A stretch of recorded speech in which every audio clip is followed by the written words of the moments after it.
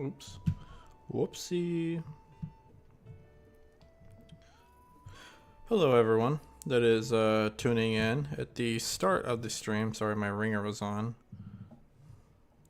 Alright. Had to fix that. We are good. We're live. We're playing Breath of the Wild, the Nintendo Switch 2 edition. And last time we played, we were on the Great Plateau.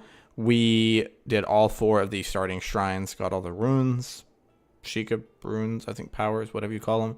And we got the paraglider from the old man at the old church, which was the old Temple of Time. And we glided, glowed, we glud. We gled. We took the parasail or the paraglider, and we jumped off. So now we are exploring. If you remember, I think we turned on another tower in the area, and we're coming over here on our way to the Kakariko Village. That's the plan. So I'm talking here to Domadak. Or they just call him Dak for short. I thought I was talking to Dak Prescott, the quarterback of the Cowboys. Let's see. Prison. Hang on. I think they're talking about a treasure. Hey, buddy, what's your problem? You aren't being incredibly rude and listening to our conversation, are you? We're treasure hunters on the trail of our latest score. The treasure of the great bandit Misko. It's as good as ours. Prison, you're going to give it all away. Sorry, Dak. I got carried away. Anyway, we're busy here, dude. If you need something, take it up with someone else. Are you sure I can't find out? You again? Pay no mind to my little bro's chatter from before. He's got a penchant for running his mouth with crazy talk. So Misko's treasure. Shoot. Well, can't say I didn't try to throw him off. Hey, Dad, why don't we just tell him? Maybe he'll leave us alone if we do. I mean, if we can't figure this riddle out, there's no way someone like him will be able to. That's a good point. We're after nothing less than the treasure of Misko, the great bandit. Finding it would mean incredible riches. I'm not about to give this information away for free. I'm no fool. That's the keen sense of the strongest treasure hunter at work. No gold left behind, not by Domadak. You're great, Dak. It'll be 100 rupees to learn what we know. Truth is, it'd be a steal to get this exclusive scoop for 1,000. What do you say? I'm gonna say no way. Let's see if he can go lower. Anyway, Misko's treasure, not that we were talking about such a thing, is only for the best of treasure hunters. That probably rules you out. The fewer people after it, the better. And we still got the scoop. Okay. Maybe we have to pay it. Alright, I guess. It's gotta be something good. Alright, 100 rupees it is. I did make some, pretty much all I did before the little twin steps over the little river. My cave rests above that river source. Misko hid the location of the treasure and some kind of strange secret code. Alright, it's from a former dog walker of one of Misko's underlings' descendants and neighbors. As solid a lead as any. Just knowing someone with good intel like that, exactly what I'd expect from you, Dak. Okay. Cool. Pretty much all I did right before I started, I got on, I scanned all my amiibo in, except for Epona. I didn't, because we only want one opponent. So I scanned all the other ones in. Didn't really get anything good, like I did last time where I got this freaking tunic and some boomerangs. I basically just got, I think I got shock arrows, fire arrows, and some bunch of meat. And then of course I got Wolf Link, but I don't know how long he'll follow us. I'm gonna do over here first and foremost. I'm gonna take care of this and get this this one out of the way. I think we do 4. How many shrines did we do last time? Okay, yeah, so we have another spirit orb. But I want to be able to warp back to this shrine. So I'm gonna do something maybe a little risky. Actually, I don't think it's risky at all. I've done it before. You can jump off. You can burn that with fire arrows. Which, I know we have bomb arrows, but I don't think we have fire arrows. Oh, he's sad. Oh gosh, that's not what I was... Okay. Oh no! We're stuck? Dude, we're stuck. Is there... I've never seen that before. How do you get stuck like that? How do you get stuck from... I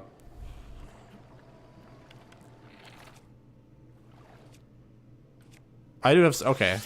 I have some fire arrows. Will they burn in the... It's in the water. Okay. That's one way of doing it. Just have it catapult you. Okay. Well, I only wasted one fire arrow. I was going to say, I know normally you burn those, but I was skeptical because of it being in the water. I was like, I don't know about that. But good to see it works. I apologize too if I look away from the whole stream for a second, or if I get quiet for a little bit, or sorry. The other thing, I apologize if I have to step away from stream for a minute because my wife is currently not only out of town. I'm not going to say exactly where she's going, but she's going out of the country. And right now she is flying in about an hour. So she's at the airport now. She's about to fly out. But I'm not saying any more than that because, you know, privacy stuff. You know, there's weirdos out there. But yeah, so she's going to be doing that. That's exciting. I'm excited for her. Yeah, you know, just to check in on her. And because this is her first time flying. First time flying and first time doing, you know, a lot of that type of stuff, traveling, you know, out of the country. So I told her that, you know, if she needed to call me for whatever reason, you know, I'll be the good husband. I'll do it. So, okay, so I need to put one there. Okay, not there.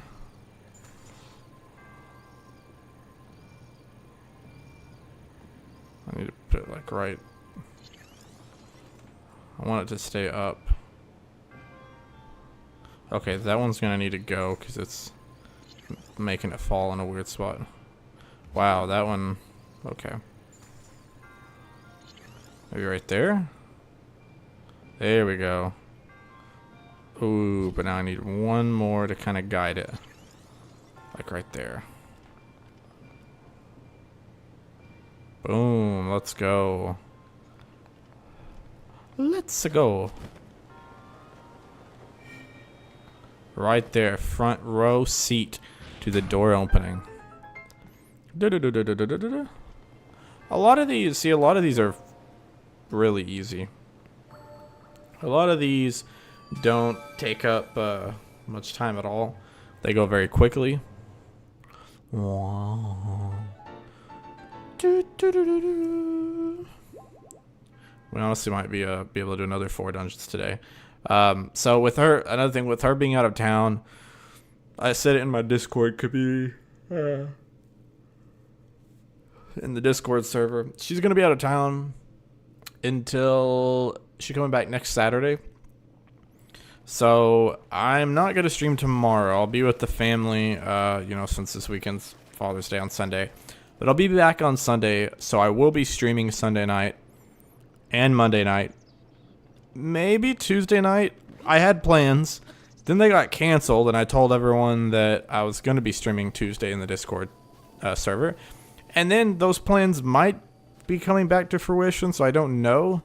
And then the plan is to stream on Wednesday. I will be going out of town, but just for like an hour to like just an hour road trip or so. More for the day. So as long as I'm feeling like doing it when I get back, I don't know. But then I'll be streaming Thursday again and Friday again. So given I'm streaming today. Oh gosh, what the heck? Sorry, I made some cheeseburger macaroni and had some stuck under my finger. Sunday or Friday today, and I'm streaming Sunday, Monday. I'm gonna wait on Tuesday because I think that's the least likeliest, but I'll say Wednesday, and then Thursday and Friday. So that's at least 6 streams. If I stream Tuesday, that's 7 streams in a week. So there'll be a lot of happenings. I probably won't play Breath of the Wild every single stream because I don't know if people will get tired of that. So my plan is on Sunday to start a different game that I am going to I'll play that. It's going to be a shorter one that I'll play. It might only take me a couple streams to beat, especially because this week I'll also go a little bit longer. So normally I stream like 8 to 10 or maybe 8 to 11, but I'll probably start an hour earlier just because I have the time, start earlier. And then that way if I want to go an extra hour, I might go like 4 hours.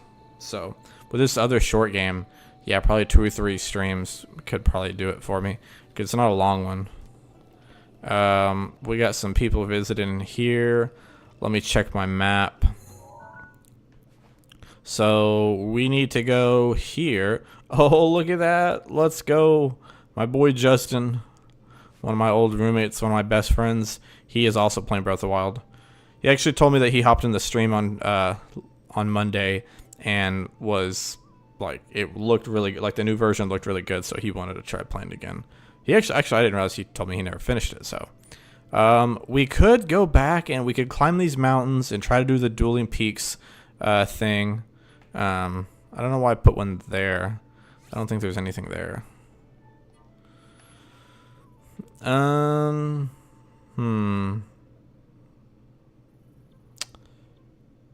There's a shrine there. There is that guy way out there, but I'm kind of trying to stay in this range. So I could go with the story and just go on down over here.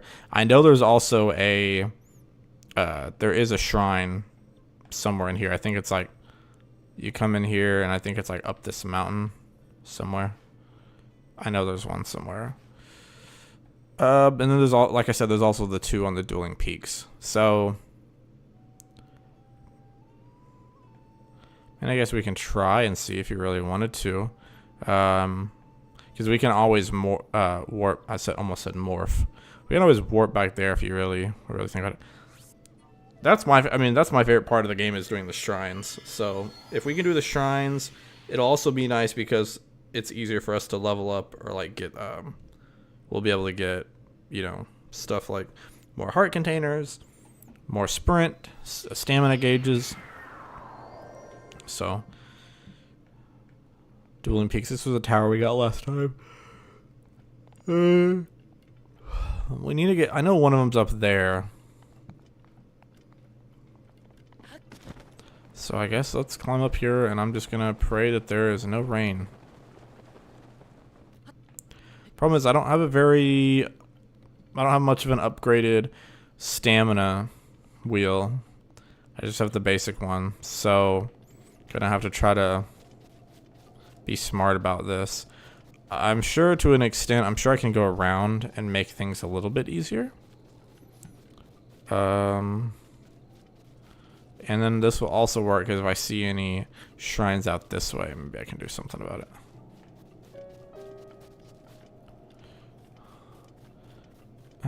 Maybe I can. And I think I have some, worst case scenario, if I really need to make it up here, I think I have some foods that will work. I think I can make it up here. I got that bandana, so that's one thing I got from one of the shrines, one of the extra little chests you can get. I got the bandana that improves your climbing speed, and it's amazing. Anything that improves your climbing speed, I'm a big fan of. That, I feel like this rock is out of nowhere. I wouldn't be surprised if that's another Talus, because of he's also got a nub. That's got to be a Talus because that's just weird little like rock formation to be there. Says that a shrine is nearby. I also just realized that Wolflight got left behind. I think you can only use them when you're outside of the shrines. But it's sad that basically he gets put away if you go in a shrine. What's up here? There's a Bokoblin camp. Let's see. We're getting closer, it says. That's good. I like being close. Okay. Hey, you can never have too many apples. Oh, we got some wood. Cool Saflina. Actually, I need to, oh gosh. Oh gosh. Boom. I need to... Okay. The good news is about these bokoblins is that, like these skelly dead ones, is that it really only takes, I guess, 2 hits, one to dismember them and the other to... we're gonna do... Oh yeah, you can see more of the... These are all of the, like, the extra stuff you can get. A bridle that enhances a horse skill and a saddle that can summon your horse right to you. And it will tell you, like, what stable to go check out. Royal Guard rumors. So this is, like, some really good armor you can get. The Merchant Hood. One of the items was stolen was a traveling merchant's hood. This will be stuff from, like, the older games. So, like, the Merchant Hood is the... shoot, what's his name? The bunny guy from Link Between Worlds. Garb of Winds. Obviously, the blue garb of the Hero of Winds. It's the lobster shirt. The one that I actually own. So that's cool. Usurper King. The helmet, that's, I think it's Gant from Twilight Princess, his helmet. Then the dark armor was an armor belonging to a dark entity. I don't remember. I think it's, I'm trying to remember what that one is. Mask rumor, obviously, Majora's Mask. This one is kind of neat. This is a cool little side one. If I remember correctly, the Majora's Mask, I think you can wear and enemies won't be detected by you. Like, unless, like, they're going to be neutral unless you actually go to attack them. Tool allows you to travel instantly to wherever you placed it. Another ancient mask. I guess there's 2 of them. Oh, this is the Korok mask. I'm dumb. Yeah, alerts you when a Korok is hiding nearby. This is the ancient mask. The Majora's Mask. Fairy clothes. A fairy's green garments. Tingle clothes. Twilight relic. That's the helmet of Twilight. That's the Twilight helmet thing you use. Phantasma. Some phantasmal armor. I think this is the phantom, like the knight thing from Phantom Hourglass. Misco, the Great Bandit. Okay, yeah, so Xenoblade Chronicles 2. Wow, look at the night sky to location and find the red shooting stars. Man, who the heck is playing Xenoblade Chronicles 2? The whole reason I opened up my inventory was because, oh, I can get my daily boost. Let's see what my daily bonus is.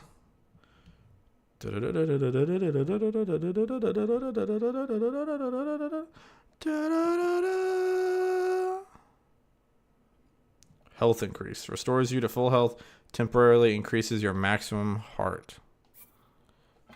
Boom. Okay, I guess we could have saved that for later because you can have it, for up to 24 hours. Where are my apples? Let's put in, let's put an apple there. I should have put an apple here.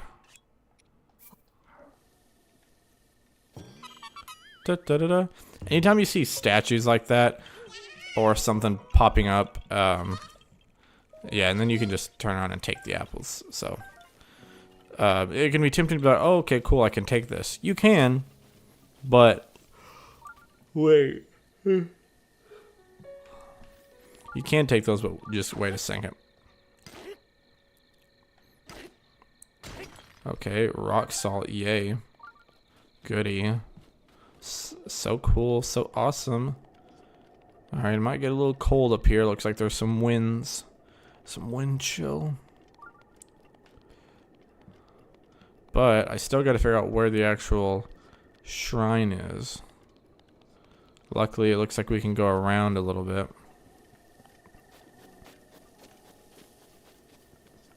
Because I know we saw one from the side. Which we are pretty high up. Worst case scenario, if we go up top and we're above it, it's always easier to drop down. Like you can just drop and hover. The heck?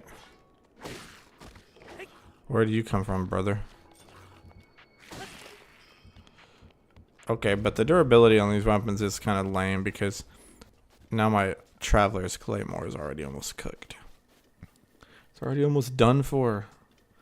Anyways, appreciate everyone that's tuning in. Thank y'all. Last time we had a pretty good stream. I took out a stone talus like right after I got down from the Great Plateau, and I stood on his nub and just started attacking him. So that was a lot of fun. Very memorable. Also, I should note that okay, oh, dude, let's go. I love it when you get a surprise like one of these surfaces that's like just shallow or I guess not shallow, but like you can actually. Wow, I feel like I'm just running straight up. I skipped a lot of that mountain by just being able to go up it. It's so cool because like the lower the incline is, the less stamina it uses. If you're running practically straight up, like about to start climbing, then it's gonna use up more stamina. Also, if you, it's not like oh, you have this X amount of time until you drop. It's based on like how much you're actually moving. So if you stay still, now you don't gain any stamina back, but you don't lose any.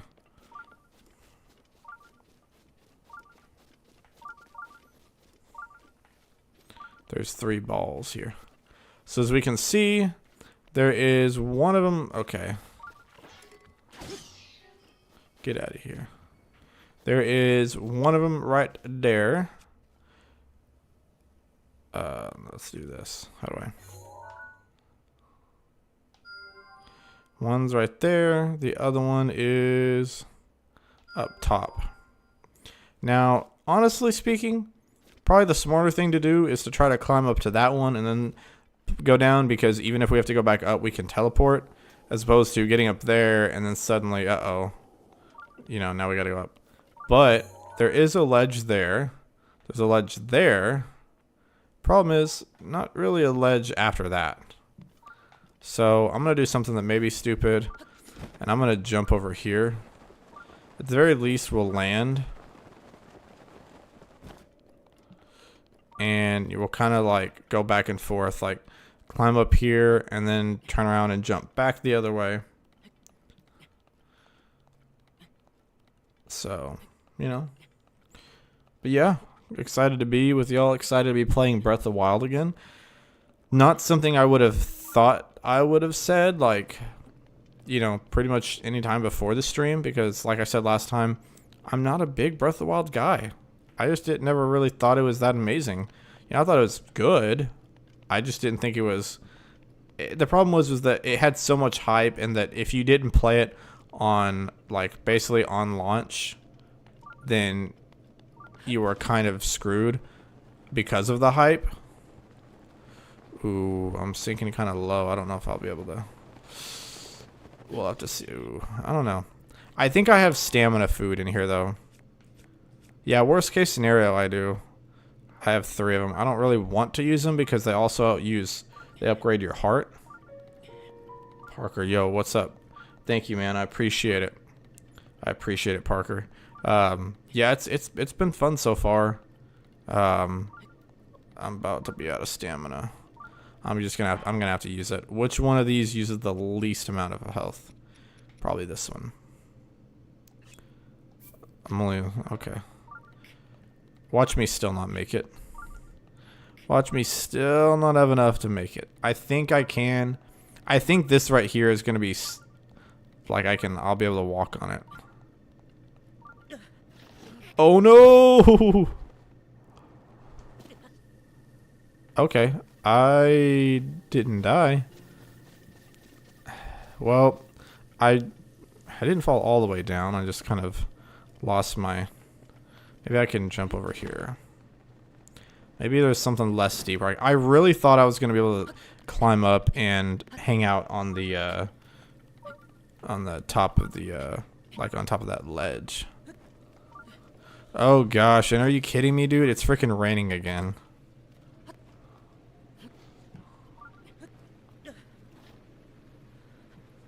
Also, now he's cold.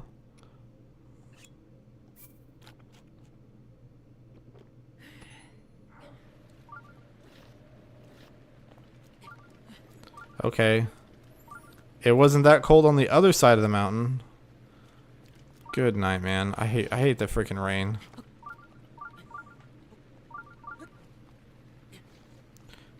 Surely I can get up here. Okay. I just gotta take it real nice and slow. The rain does complicate things a little bit, but I'm slowly making it up there. I guess because I'm so high up, that's probably why. Like, even though it's not in a cold region, you're still up high, up in the air. I think I'll definitely be able to make it now. My thing is going crazy, wanting me to know that there is a shrine nearby. Yeah, we should be good. We're good from here. Thank goodness I had the cold resistance food. Oh, you're not even worth my time. So like I said, I know that this one and the other dueling peaks, almost said Twin Peaks. No, not Twin Peaks.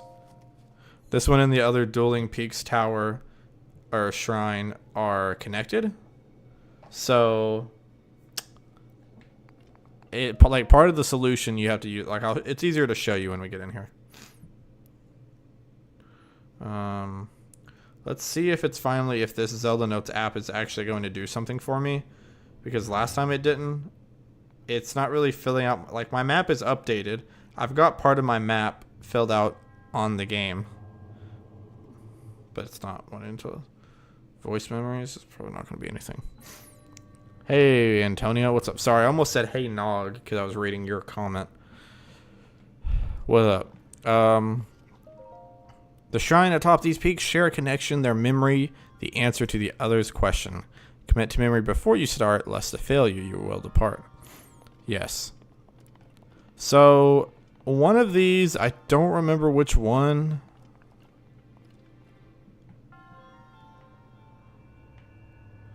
Let me see. I don't remember which one, though, is like... You have to... I think... I'm assuming this one. Because you probably have to memorize which one in each row or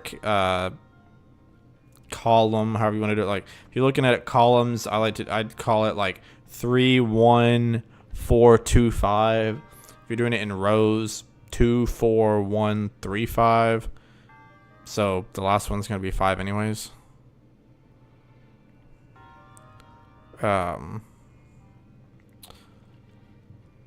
Or I can take a picture, but I could probably memorize this. Worst case scenario, I will do the good old just take a screenshot, capture the screen.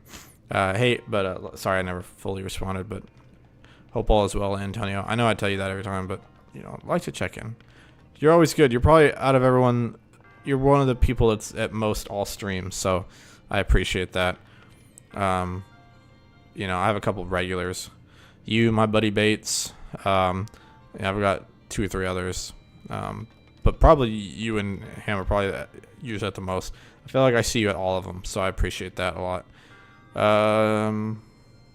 Yeah, I think this is going to be the answer, and the one below is the question. So it's like they'll be empty, and you'll have to put them in the right spot.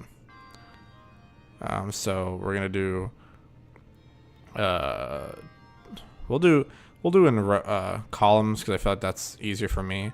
Say 3, 1, 2. So wait, yeah, 3, 1, 4, 2, 5. Ta-da! So we'll leave here.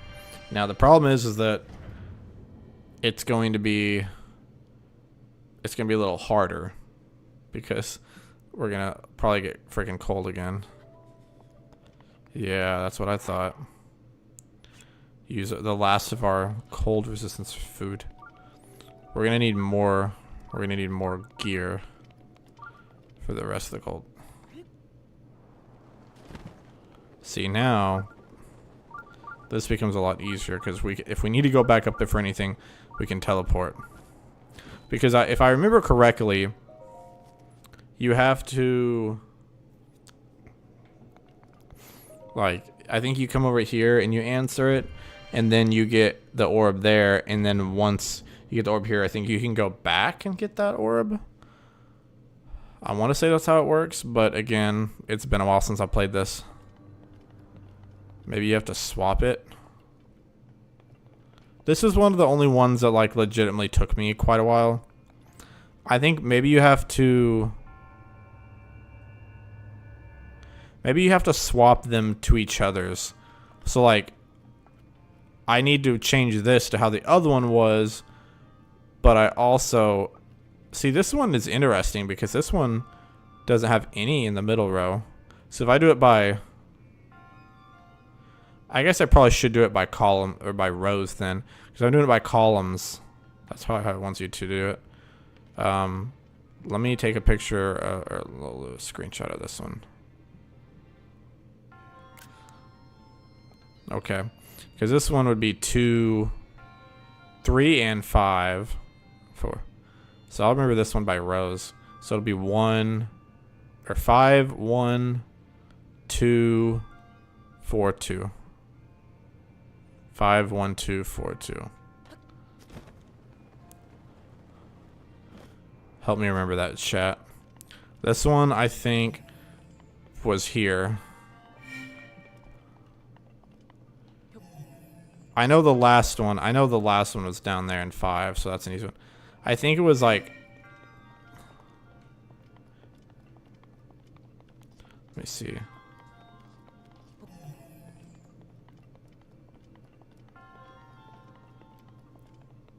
I know this one was in 5.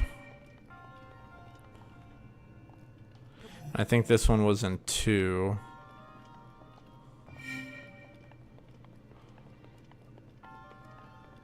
I think it was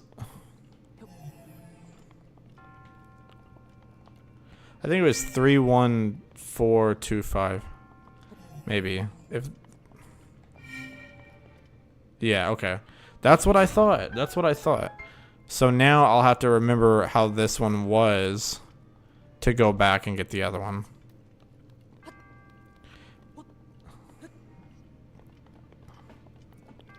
So I'll have to remember that this one didn't have, this one I did in rows. That's probably how the game wanted me to do it. And I was like, you know what, I'm going to do it in columns. Da, da, da, da, da. Yeah, I'm thinking about doing away with these freaking voice memories, because between the voice memory and the map, it's not even working. And I hate to be that guy that's like, man, this sucks, this doesn't work. But like, it's not doing anything. It's connected to my source. There's nothing is popping up. My map's not filling out. The only thing that's, even the play data is a little messed up and a little odd. I can teleport back over here. Yeah, even the play data, like, it's kind of showing up, but it's kind of not. Like, it's showing up for my past. Like, I just don't know. It's mixed. Like, some of the stats are showing for, like, combined, like, all my playthroughs, and some of them are only showing this one. So it's just not very, it's not very organized is my main issue with it. Like, it's cool. It's a really good, like, in theory idea. It just doesn't, in practice, it's not good. So I know this one didn't even have one in the third row. This one was, because we were doing it by rows. It was, I think this one was 5 up here, or 4.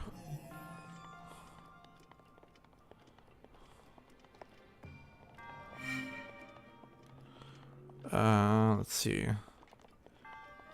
Let me, sorry, apologies. Been watching the NBA Finals or Stanley Cup Finals. Stanley Cup Finals, no. I've been following it. I think I saw that it's tied 2-2 between the Oilers and the Panthers. And then, which personally, I guess I'm pulling for the Panthers. I really could care less. I'm a Stars guy, but the Oilers have eliminated the Stars, so I don't really. guess I'm more anti-Oilers, so I guess I'm gonna pull for the Panthers. And Florida. I think the idea of Florida winning a hockey championship is kind of funny over a Canadian team. And then for basketball, yes, I'm pulling for the Pacers. I like Halliburton. I also Rick Carlisle used to be the coach of the Mavs, so I would love for him to go and have some success, mainly because I really liked him for a while. I didn't think he was like the greatest coach ever, but I knew he was really solid. And then we got rid of him and got Jason Kidd. And I'll be honest, I've never been a Jason Kidd guy. I didn't think that was a great move. I think he's a good coach. I don't think he's a championship coach. Rick Carlisle has won one and is 2 games away from winning another one. So with arguably a less talented roster than the one he had here in Dallas. But they're a little more gritty. They've got some more depth. Let me. Oh no, you're gonna see all my other games I play. This one was oh that's cool. I like how you can do that. This one was 5-1-2-4-2. 5-1-2-4-2. So this one was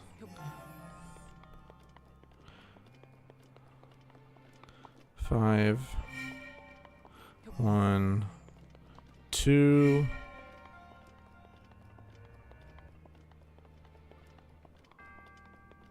So this one was right here, and that should be it. Ta-da! So really not that bad. I remembered most of it. I just needed some help on that last one on part of the order.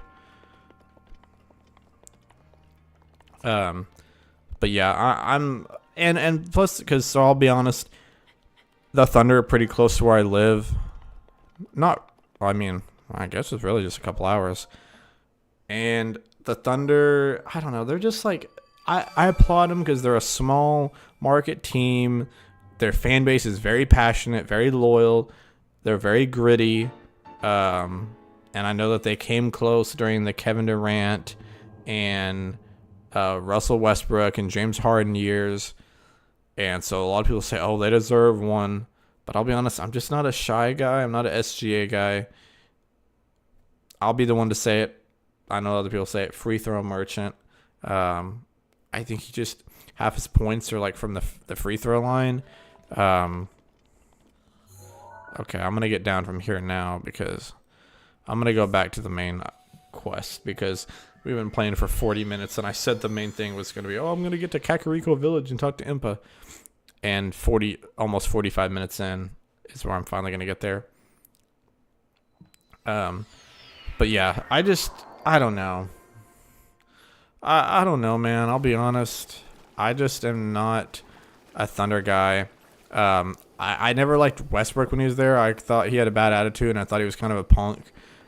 Even though I liked Kevin Durant, I thought Kevin Durant for a long time, I was one of those guys that was like, oh, I think Kevin Durant was better than LeBron James. Like prime KD, I think might be better than prime LeBron. Like I think like LeBron's had a longer longevity and like a more balanced career, but there was probably at least a year or two, maybe 3, where Kevin Durant was like unstoppable, like offensive machine, defensively still held his own.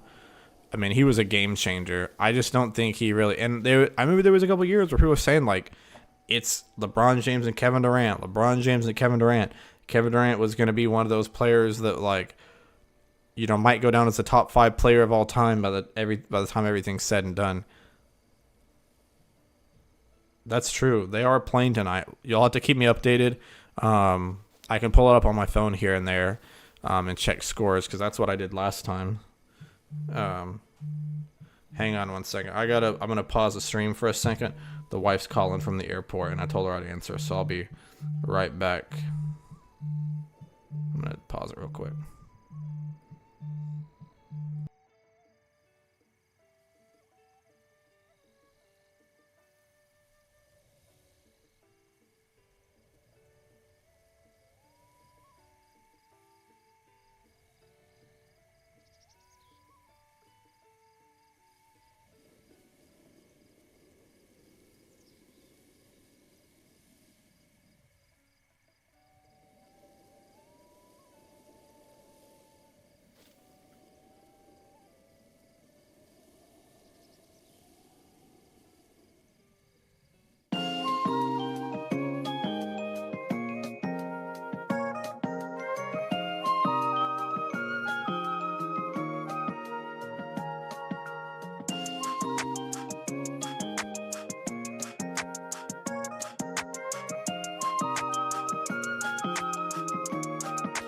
Got me make some paper, yeah.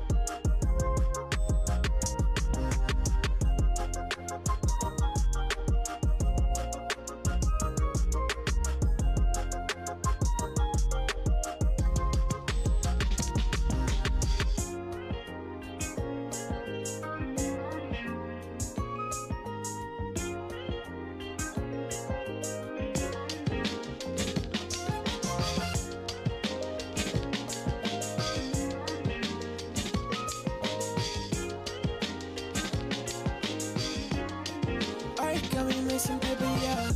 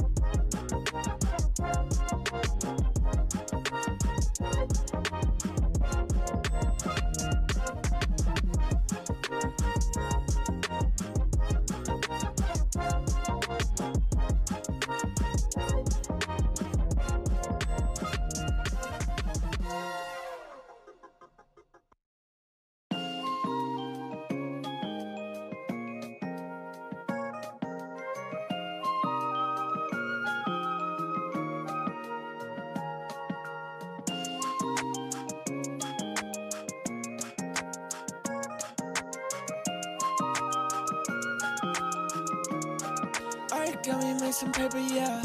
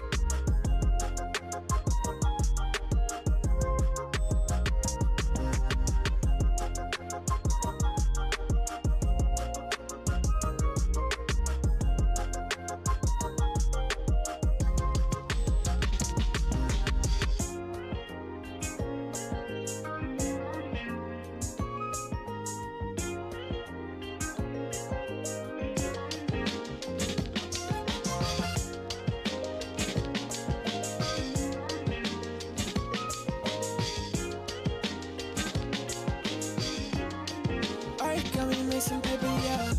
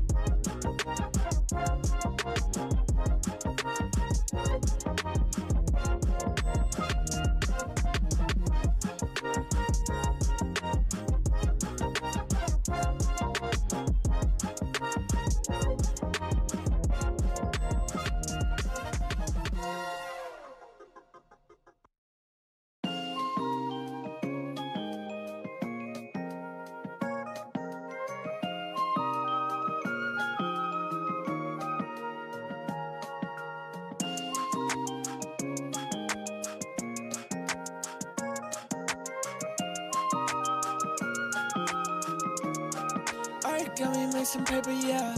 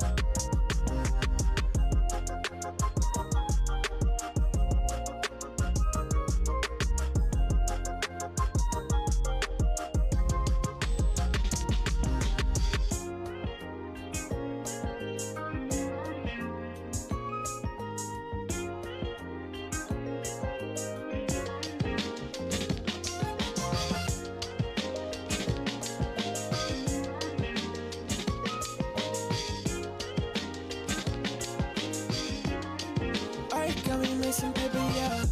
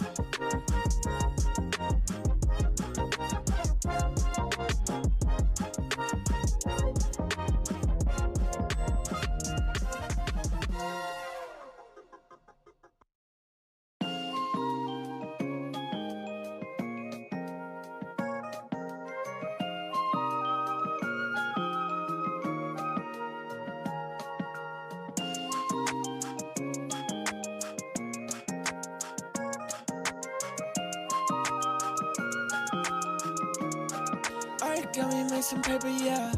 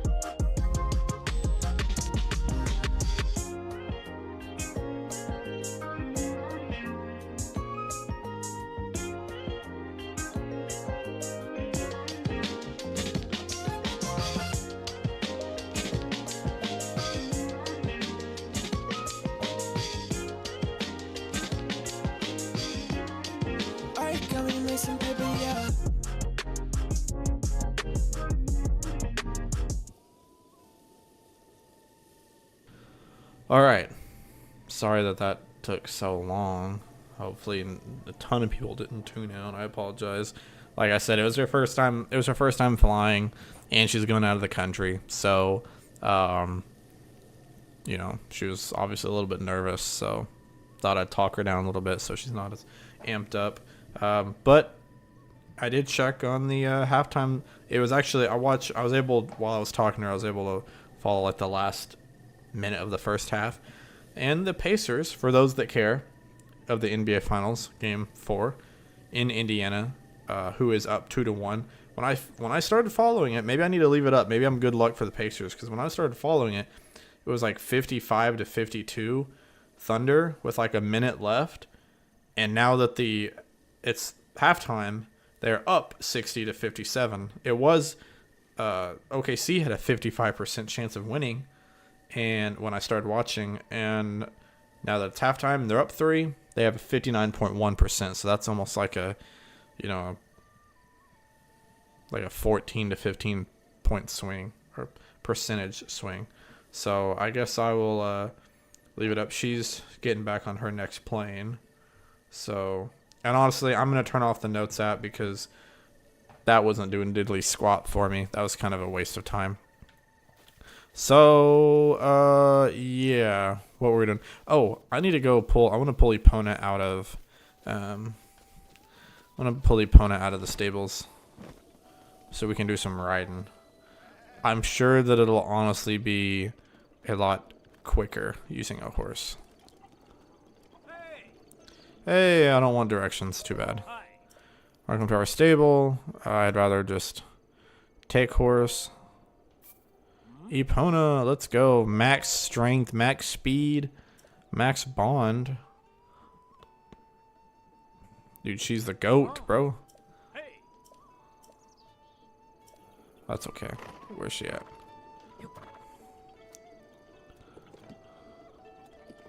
Now we want to turn around. We want to go this way. Yeah.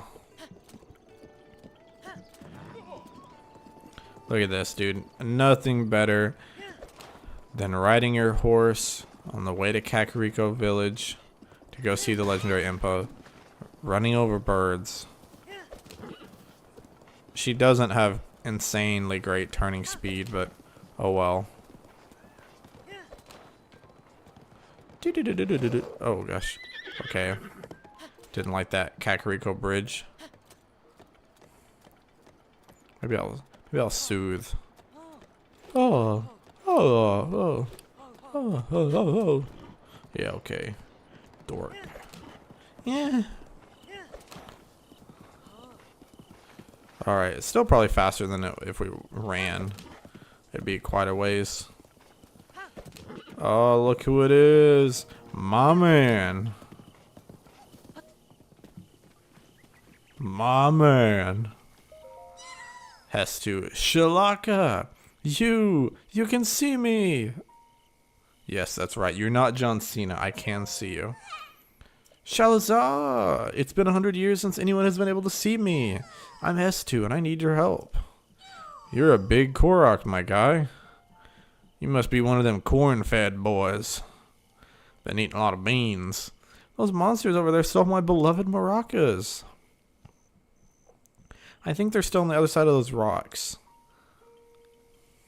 I can't use my powers without them. Shoko. So please get my maracas back from them. Alright. The priceless maracas. Let's go get those maracas back.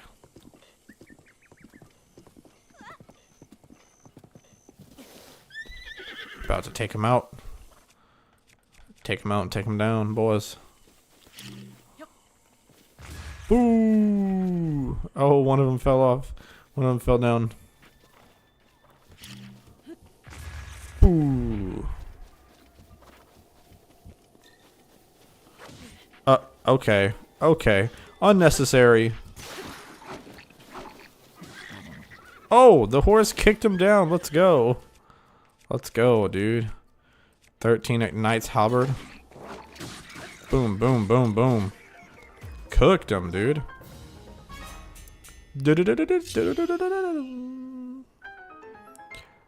Do I want anything from them?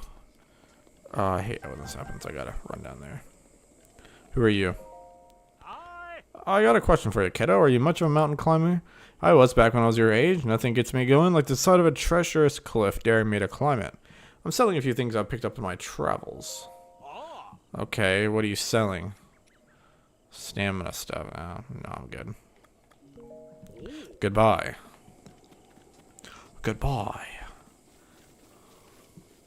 I don't require your services anymore. Let's go get those maracas. And we'll give him back to Hestu and see what he says. Hestu's maracas. His beloved maracas. He's been shaking them since he was 2 years old. Nice. Cool beans, man. Oh yeah, just gonna. Oh yeah, look at that. Look at that. Look at it. Shalakala. Those are my maracas. Please give them to me. Take the maracas, bro. Shalaka. But wait, there's something wrong with my maracas. Oh, the Korok seeds inside are gone. How am I supposed to dance now, Shoko? If I just had one Korok seed, I could sing, dance, and use my powers to help you. You see, I have the power of inventory expansion, so let me know if you find some Korok seeds. Wow, that's great. Wonder how useful his power is, 99% of the time. The children of the forest must have taken the Korok seeds from my beloved maracas. I never thought I'd be the target of one of their pranks, Shoko. But wait. Do you have a Korok seed? You do. You got a Korok seed from one of the forest children. If you'll give me just one Korok seed, I'll make your inventory bigger in return. Shalaka. So which stash do you want more slots in? Definitely the weapon stash. Weapon is by far the one we're going to want the most in weapons. And some shield, but bows, I'm like... actually, maybe, I don't know. Shields you're going to want, especially for when we get to the Guardians later. Dude, I was jamming out. We want to carry a bunch of weapons. Weapons are always good. Da-na-na-na-na. And I believe we have more Korok seeds, so we have 3 more. Want me to expand your inventory again? Weapon stash? He needs 2 Korok seeds. Okay. So we can get a double upgrade.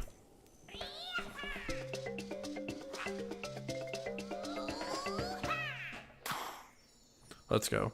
Dude, I love that. The way he shakes his little maracas, and then he says the theme out loud, the jingle. He could only do 2, but I still need Korok seeds, so bring some to Korok Forest if you find any. Korok Forest? It should be somewhere north of here. Grandpa told me, if you get lost, follow the Hylia River and continue north. That's what he said, and Grandpa's no liar. Do you want to talk some more? Who are you? Korok seeds come from the Korok children, and they're a little bit... Sorry, I blew out my voice singing. Do you want to... Okay. Korok seeds come from the Korok children. Oh, wait. What? I thought I just said... Who are you? Huh? I suppose I should tell you a little something about myself. My name is Hestu, the most celebrated musician of Korok Forest. Shalaka la la. Okay. That didn't really tell us a whole lot, but oh well. Come on, buddy. Get on down here, boy. Ha. Alright. Let's get on with ourselves. We still gotta get to Kakariko. Sorry, I took like a 12-minute break earlier. I didn't mean to break for that long, but you know, I didn't really. Given the circumstances, I didn't really feel like I wasn't gonna like cut my wife off and be like, well, actually, I gotta get back to a stream, you know. Look at that. We fixed that. Made them look the same. Korok seed. Da-da-da-da-da-da. They put one right there, so they're like, oh, you don't have one? here's a really easy opportunity to get one. A lot of it's just paying attention to things, looking at things that seem like they're supposed to be placed there for something, because they usually are. Ooh, a shrine nearby. Maybe that means we're getting close to something.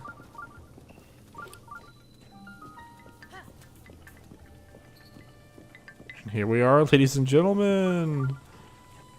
We are in Kakariko Village. Home of a beautiful, quaint little place. People that are friendly. And also home to a shrine up here. And home to a really fun little tune, like a great soundtrack. And here's this one. We should have enough for 2 upgrades now after this. That's why I wanted to get to at least 3, because I knew there was going to be one here. There's one. There's also another one close here, like kind of in the forest, a little bit more farther in. But I don't know if it's the one that we can do quite yet. I think I remember doing it a little bit later on.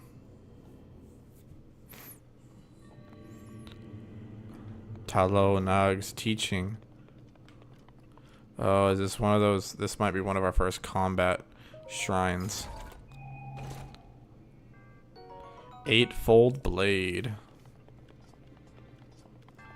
It's giving us some weapons right up at the front before we even do anything. So, shield of the mind's eye. Oh gosh. Well, let's drop one of these lousy shields. See, we might have to expand our shield stuff. No, I don't want to talk to you.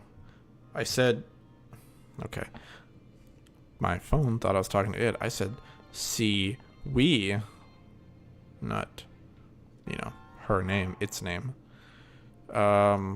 This is durability up.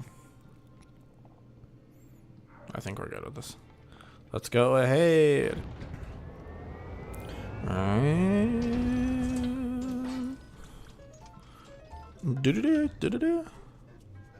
Use a side hop to avoid enemy attacks. This will create an opening that you can use to strike back. Some of these are like, I guess this isn't really more so combat challenge, more like a training. So it'll be like, okay, hey, watch. Oh wait, hang on. Strike me, I dare you. Okay.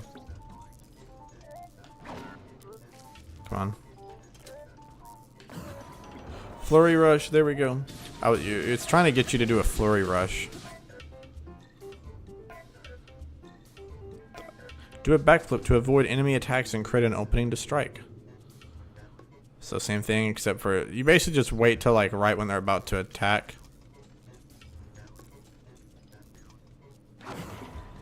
So yeah, like right as you see them move and go to attack, just start going in on it. Because a lot of if you can get a flurry rush, it's very powerful and does a lot of good. You can repel attacks if you parry with your shield at just the right time. Strike back in the opening you create. Again, another helpful one. Typically, I just like to dodge. Oops, I messed that one up.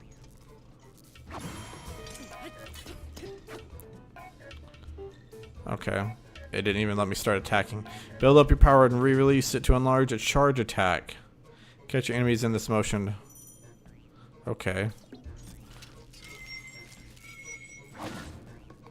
Okay. Let me...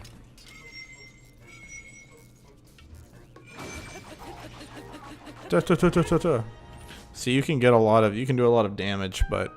I guess I only had to hit him once for it to count.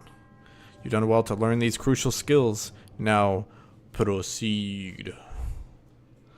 Also, hopefully, I think I might be getting a haircut tomorrow, so I won't look as burly up top. Personally, not a fan of the, I don't know. A lot of times when I don't get a haircut, I have like some, like, it used to be like Justin Bieber looking hair, and now it's not that bad. It's just kind of like, it's very plain, it's very default. Just like cover, I just do it to cover my forehead. But I also feel like the longer my hair gets and hangs down closer into my face, you can see the distinct difference between like the red in my beard and the just all brown that is my hair. And I wish that my tones match a little bit more. My wife said I should consider dyeing my beard, but I don't know if I just want to salt. Like, I like this color. I like more of the red color. I feel like the brown suits me more, but also it's kind of dark, and I'm like, eh. Brown's more normal, but at the same time, I grew up always having brown hair, and everyone in my family had brown hair. So I'm like, oh, the red's a little more unique. It's kind of cool, you know, so I don't know. We'll see. I also might get a tattoo tomorrow. Who knows? My mom has been wanting to get a matching tattoo with me for some time now. Both my parents really are. My mom wants to because she wants to get a... because it's a big deal that, like, her and my dad both want to get matching tattoos with all of me and my siblings. Like, my dad and my sister got one the other day.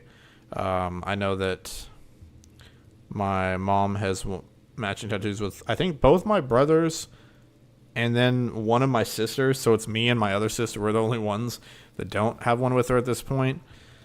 But it's like finding something, because it's like, okay, you got to find something that's like either meaningful to both of you, something that's not like cringe, something that's not like, you know, something that actually makes sense. You know, so we thought, I don't know, we'll see. I mean, I guess technically if we get one, I can show you next time on stream, but it's like figuring out what to get, where to get it. New clothes, okay. Well, shoot, new clothes. Yeah, I'll come in here. I'll look at some clothes. Oh, look, you can buy some chic outfits. Welcome to Enchanted, my high-end boutique. By the by, that stealth chest guard over there is highly recommended. While you wear it, your footsteps are nearly soundless, so it's perfect for hunting and stuff. But it offers very little defense. Small price for the extra stealth. And then there's this one, which this is kind of like the default, like, this has, which sadly, our armor here, we have 3 on our tunic, 3 on our cap, and our pants are 1. So, you know, and this isn't expensive. We could get all of these. And this is later on, there's a thing you can do where you can, like, color it. And it's kind of cool to customize the colors. All of these are going to be pretty easy to do so. These, however, are more expensive. Again, not as much defense-wise, but stealth is up, so you're going to be super silent. Really, the only... I mean, we could afford the tights, and it could go up 2, you know, with the extra stealth. But, I mean, these are a lot cheaper. They have 1 more defense than the stealth does. I'm gonna grab probably this one too. I know it's on par with the climbing mask, and the climbing mask has more benefits, but I like the look of the hood better, and I'll go ahead and grab this just so we have a whole set. Even though I like the Hero of Time outfit, problem is that it doesn't really go with as much unless you have the full outfit. So definitely putting these on. So that already looks a little bit better. If we didn't have a, like, honestly, that looks fine. The only thing is I hate, it's like sometimes the stuff that looks good doesn't have good boost. Usually the stuff with good boost looks stupid. See, like, that's not too bad. The colors are just off. This is what they want you to wear. This is like the whole thing. But I'll be honest, we're going to end up upgrading a lot of this stuff, and there's going to be better stuff. So for the time being, I want to wear my tunic. At the beginning, I don't think it's the armor is really all that important. We want to look cool. We can wear the switch shirt, but it looks kind of small on him. So I'm just gonna look like regular old Link here. What is this one? There's a couple stores here. This is not a store. Let me see. The main one is like the outfits. Some of them it's just like general stuff. That's not it either. I think this one up here. What the heck? A kid wins food. I'm bored. Want to play? Yay! What'll be? What'll be? Tag. Okay, I didn't really know if I was with Katla.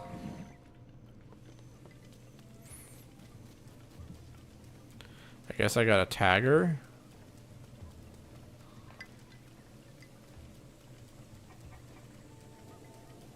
Where'd she go? I don't even know where she's at, bro. Oh, there she goes.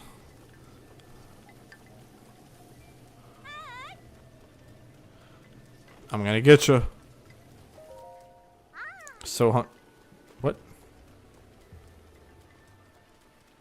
I already tagged you.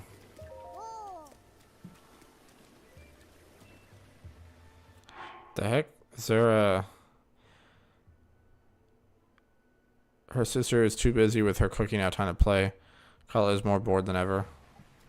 Okay. Whatever. I'm going to go ahead and pray here because I can get 2 upgrades. So that's cool. I'm going to go with another heart container. Let's go. Ta-da! So I'm definitely doing 1 heart container. The question is, do I want to go another heart container or get my first stamina vessel? Because I'm probably going to go heart container.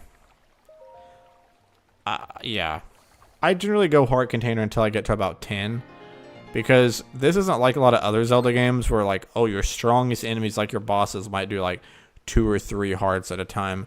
Like, it's not uncommon for several enemies to do 2 or 3 hearts. Like, some of the bosses in the game can do like 4 or 5 at a time. So, you know, you just got to play it safe. Let's drop another apple right here. And then there'll be some more to take.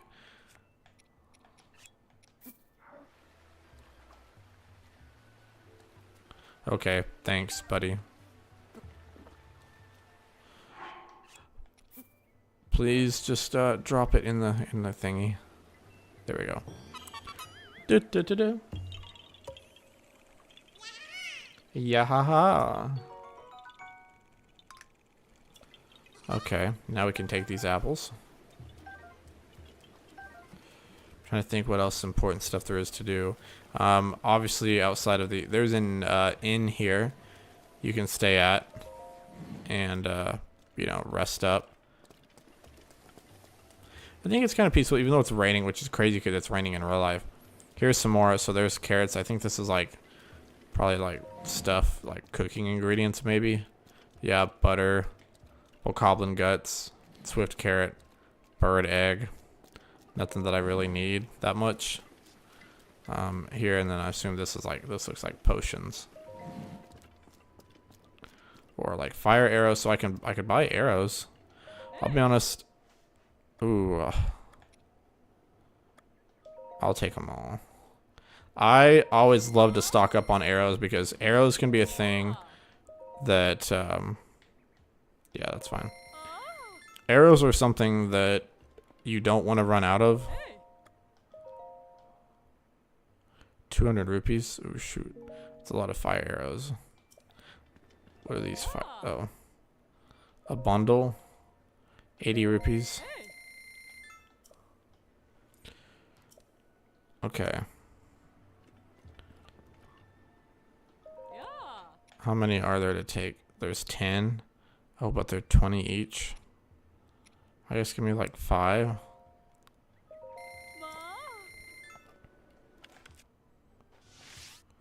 I have 19 fire arrows, 91 regular, only 5 ice, 5 shock, and 10 bomb. I guess 1 more. So I can have, so for 1 I'm down to like around 100 rupees, and I'll have 20 fire arrows. That should be plenty. Dang, bro. Pacers are on a run, 71 to 64. I'm just saying, if the Pacers go up right here 3-1, it's done.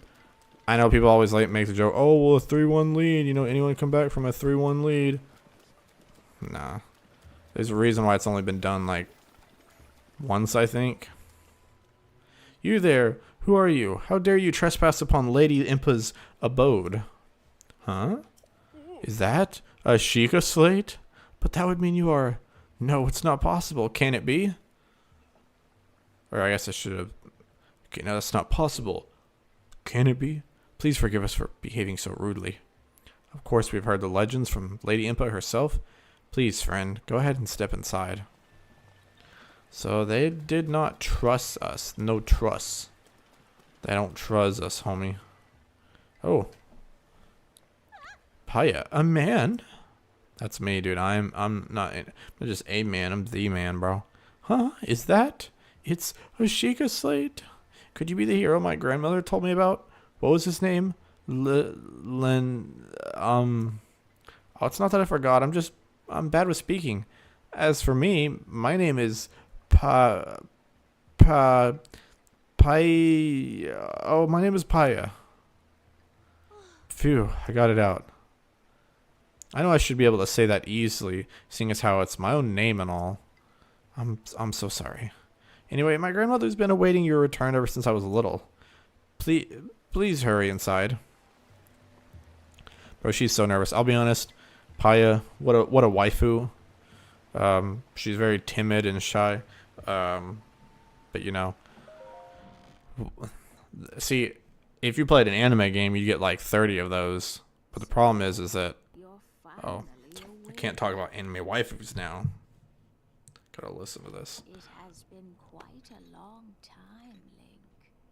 I am much older now, but you remember me, don't you?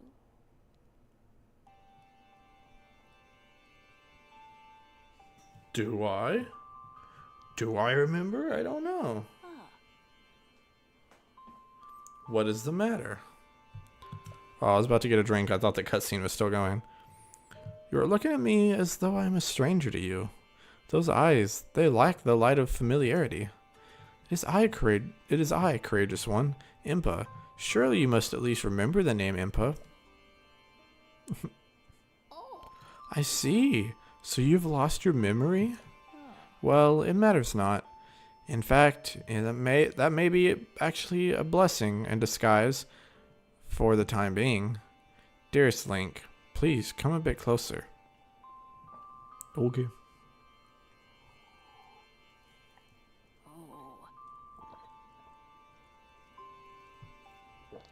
100 years ago. Yes, 100 years ago, the kingdom of Hyrule was destroyed. After you fell, Princess Zelda's final wish was to place you in a sacred slumber. And then, all alone, she went to face Ganon.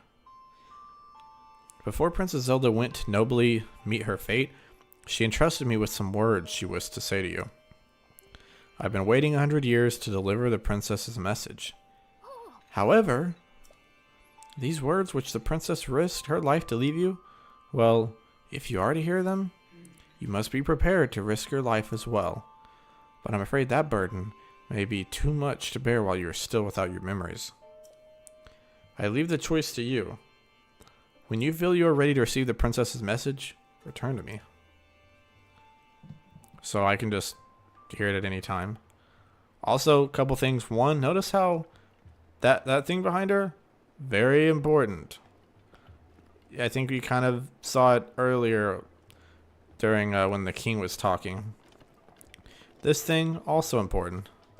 If you examine it, it says, that Sheikah heirloom has been guarded by our tribe for generations. I must request that you not touch it. Even for an esteemed guest such as yourself, there are certain rules that must be respected. Basically saying, I don't care who you think you are, bro. You still ain't touching my heirloom. Journal of various worries. Well, my wife left me today. The last thing she said to me was, what's more important, the Cuckoos or me? I chose the Cuckoos. That was from the Bowmaster. A painter unfamiliar to any of us has arrived in the village. He claims he is searching for the great fairy's fountain, but that's near where the village's spirit protector resides. We must make sure the outsider doesn't learn of the location of the fountain or the 2 shrines near it. Anonymous father of 2. I forgot about there's a fairy fountain here. I'll have to go find that. I think it's up in the mountains close to that shrine. That new guy in town looks like he really knows how to tune a bow. I hope he comes by and knocks an arrow for me. It's been way too long. Lonely arrow girl.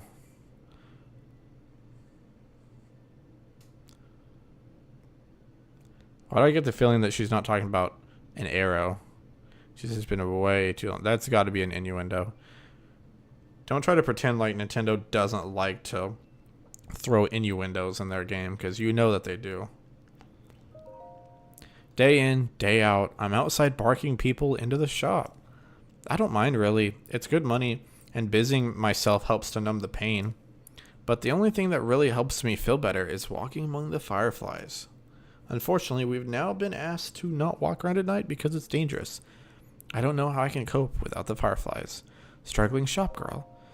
There is a precious heirloom that has been passed down through my family for generations. Recently, I've begun to hear voices telling me that the heirloom has an important destiny. It's going to happen soon. It makes me nervous, but I can feel it in my bones. Papaya. So, that girl that we met, Paya, outside, I think this is her room. I know. I don't approve of intruding in on people's stuff, but for one, I thought you could sleep in her bed. You can't. Examine. This looks like Paya's diary. It seems that she's only just started writing in it. Grandmother says she conspired with Princess Zelda and Auntie Pura 100 years ago. Auntie. For some reason, when I see the word aunt, like I always say aunt. I don't say aunt. I say aunt. But if it's IE, I don't say auntie. Well, I take that back. Auntie Anne's pretzel, I say auntie. I don't know. Sometimes it's like, usually when I see that, I say auntie. Because auntie sounds funny. Auntie. Like, think of like the word ant with a Y. Auntie. I don't know. It's not important. Not get off on it. I derailed that one. They decided to put a lone swordsman into a long sleep so as to prepare for a time that was foretold in legends. The name of that swordsman is Link. Since then, Grandmother has been waiting for him to reappear after all this time. I too pray that he awakens soon, for the sake of Hyrule, and for Grandmother's sake as well. I think you can come, if I'm not mistaken, I think you can come back over time and read it. And I know she says several things about how, like, she gets shy or nervous around Link and likes Link. Like, she starts crushing on Link, which, to be honest, who doesn't? I mean, Link gets the women in nearly every game. The words that Princess... Someone who lacks conviction. Yeah, I'm prepared to risk the... Not a mirror to your name, yet you are as intent as ever to chart forward with only courage and justice on your side. You have not changed a bit. Once a hero, always a hero. Very well. I think you can go out and... I mean, obviously you can just be like, yeah, just tell me anyways. But I think she wants you... It's kind of like the lesson. It's like, oh, why don't you go find and make some memories? Which you can. We might do that. Because you can get some cutscenes. The problem is this and in Tears of the Kingdom, depending on how you get the memories, you can see them out of order, and it makes them kind of not make sense. Like, you have to wait till you see them all and then piece them together after the fact. Since you've lost your memory, I'll recount for you all that has happened. So you just let me know. Like, I might try to look it up. Probably not this stream, but maybe over time we'll look into doing that. Maybe I'll look them up now during this. Calamity Ganon, a primal evil that has endured over the ages. This evil has been turned back time and time again by a warrior wielding the soul of a hero and a princess who carries the blood of the goddess. Ooh. With the passage of time, each conflict with Ganon faded into legend. So listen closely as I tell you of this legend that occurred 10,000 years ago.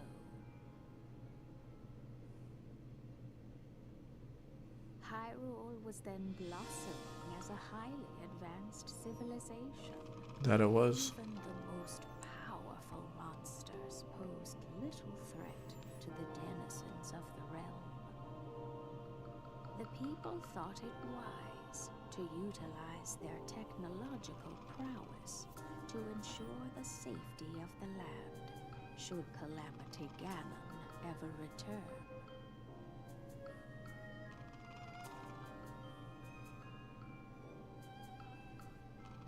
They constructed 4 mechanical wonders that came to be known as the Divine Beasts. They also built a legion of autonomous weapons called Guardians. The Divine Beasts were piloted by 4 individuals of exceptional skill from across the land, and thus the plan to neutralize Ganon was forged. Ooh.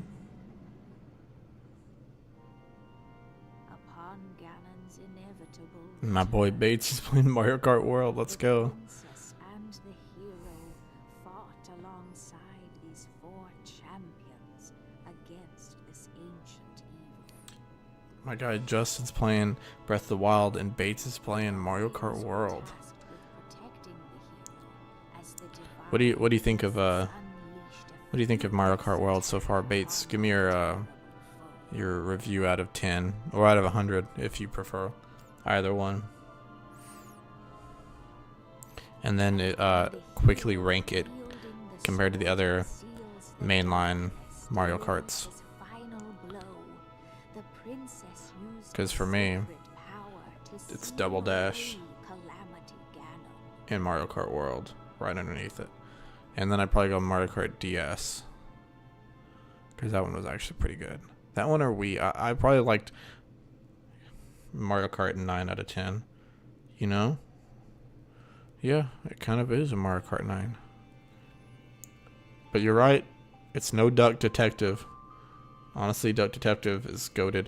Duck Detective would have been a really fun one to play on stream if I hadn't have played it with my wife. But she already...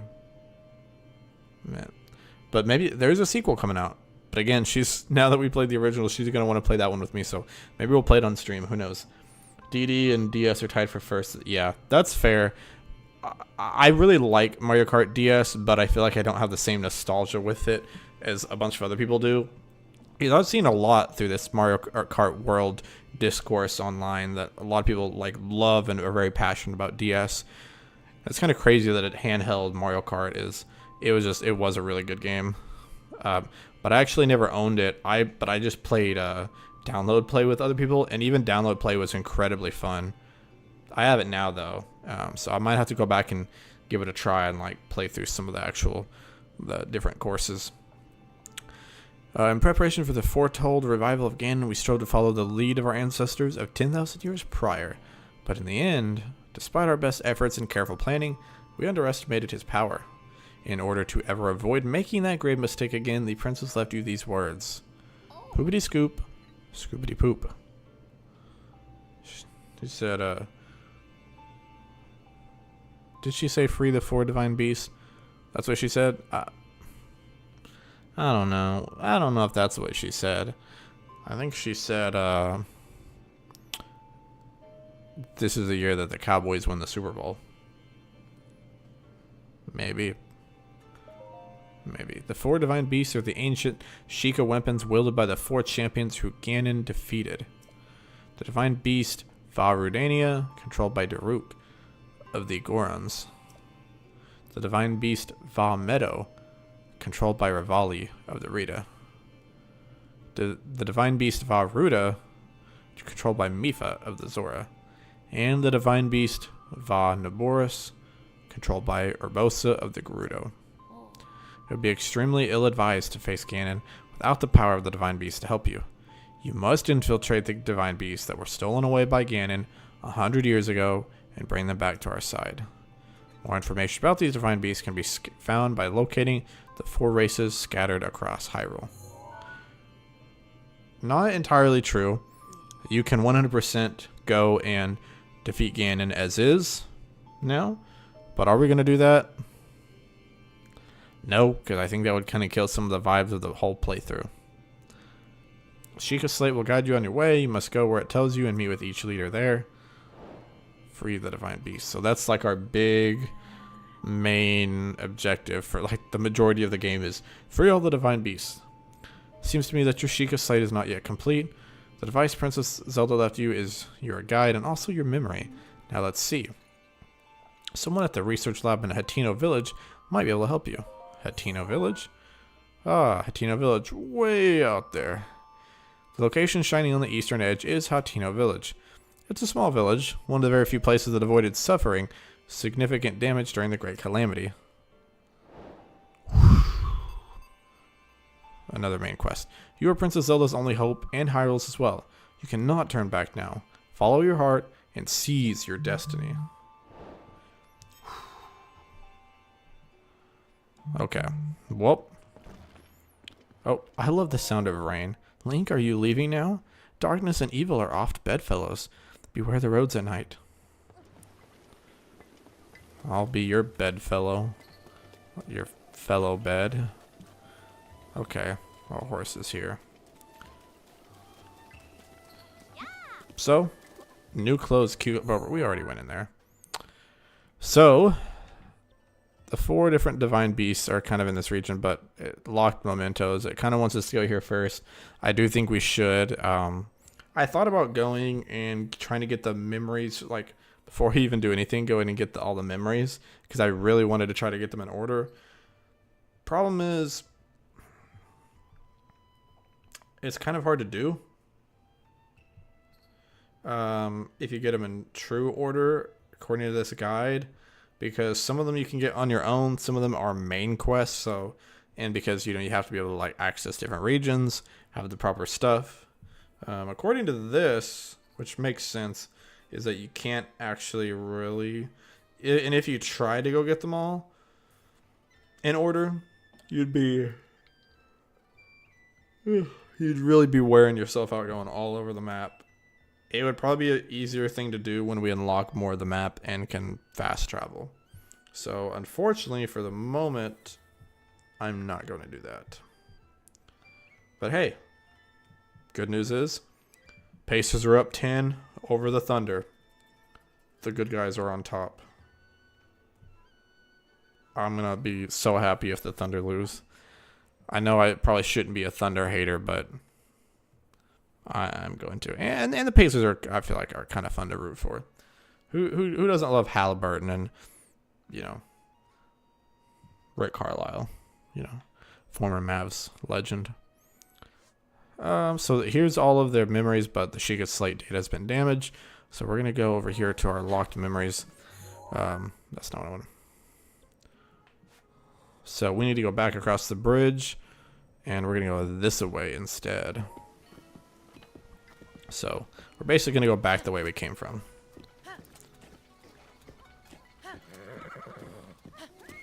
Let's go. I guess we can't really go full speed in the village. We gotta wait till we're out of the village. We'll soothe. Ho ho ho ho ho ho. Oh wait, I also forgot there's the fairy fountain. Should I try to check out the fairy fountain while we're here? I want to say it actually might cost. I feel like there's like a prerequisite. I think it's like a certain amount of rupees, or you have to do something. But we'll go up here. I don't think it's too far out of the way. Heh, heh. Also, for those that care, in my downtime on my own, I'm playing through Wind Waker, and I am just about done. I did not realize how short of a game Wind Waker was. I will say I'm like 25 hours into the game, which, you know, Skyward Sword was about 30 for me. But I'm also 100%ing Wind Waker. So, you know, like I'm getting all 44 heart pieces, getting all weapons upgrades, the you know, the full magic meter, doing every great fairy thing, a bunch of the side quests. So, you know, collecting every single treasure chart. There's like 40 of those, plus the ones that aren't just like the straight up regular treasure charts, the specialty charts, then digging them all up. And pretty much so far I have I think I got 3 heart pieces left. I think I have like 3 treasure charts left. I'm in the middle. I think this morning when I stopped playing, I was in the middle of the Earth Temple. So and then I've got like a little bit. I think I'm towards the end of the Earth Temple, and then I'll have the Spirit Temple, or not the Spirit Temple, the Wind Temple, and then that's pretty much it. Then you go and fight Ganon. This is one of the great fairies. Boy, sweet boy, please listen to my story. Fine. I'm the great fairy Kotera. This place was once a beautiful spring, but as time passed, fewer and fewer travelers arrived to offer me rupees. As a result, my power has abandoned me. I'm nearly powerless, so I beg your help. I need rupees to become whole again. All I need is 100 rupees. Oh, well, lucky for you, I have 106. Nice. Thank you. You are too kind. Ah, the power. It's overflowing.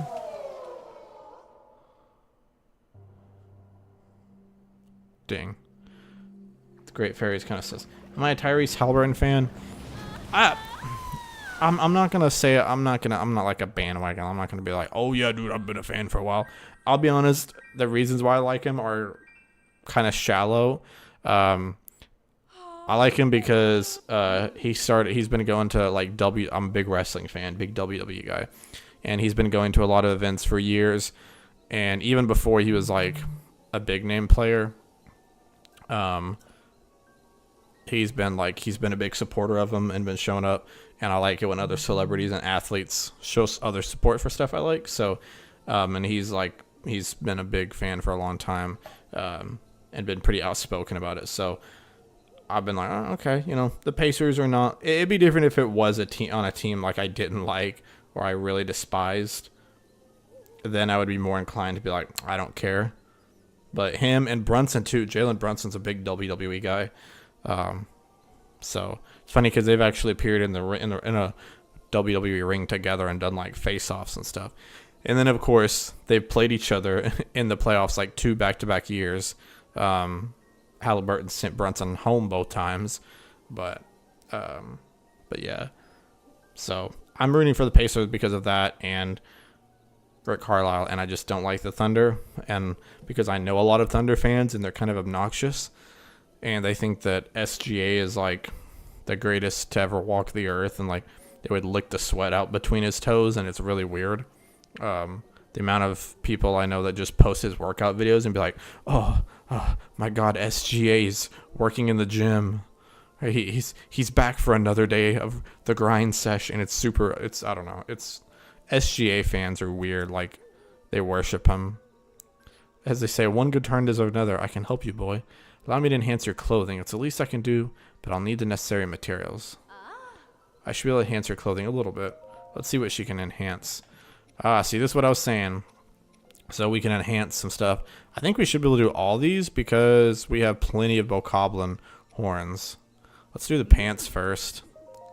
So this will help us higher the armor, the less hearts that we'll lose when we get hit. Better defense. I think it goes up 2, so I'll go up to like 5, I think. Yeah. And it'll have a star for every time it's been upgraded. I think you can do it 4 or 5 times, because I want to say there's 4 fairies, and you can upgrade them 4 times. Set bonuses. A set of clothes that have all been enhanced twice could have a bonus. But only if you wear the whole set. Not all sets have a bonus. So now we can upgrade. Let's upgrade the hood. Let me do my thing. And the good thing is she doesn't take rupees after that. It's just rupees to get her to actually start the process. And the last thing is she can enhance. So we can wear this whole set and have a 15 armor. It just means I would have to give up my tunic of time. A little sad. Da, da, da, da, da.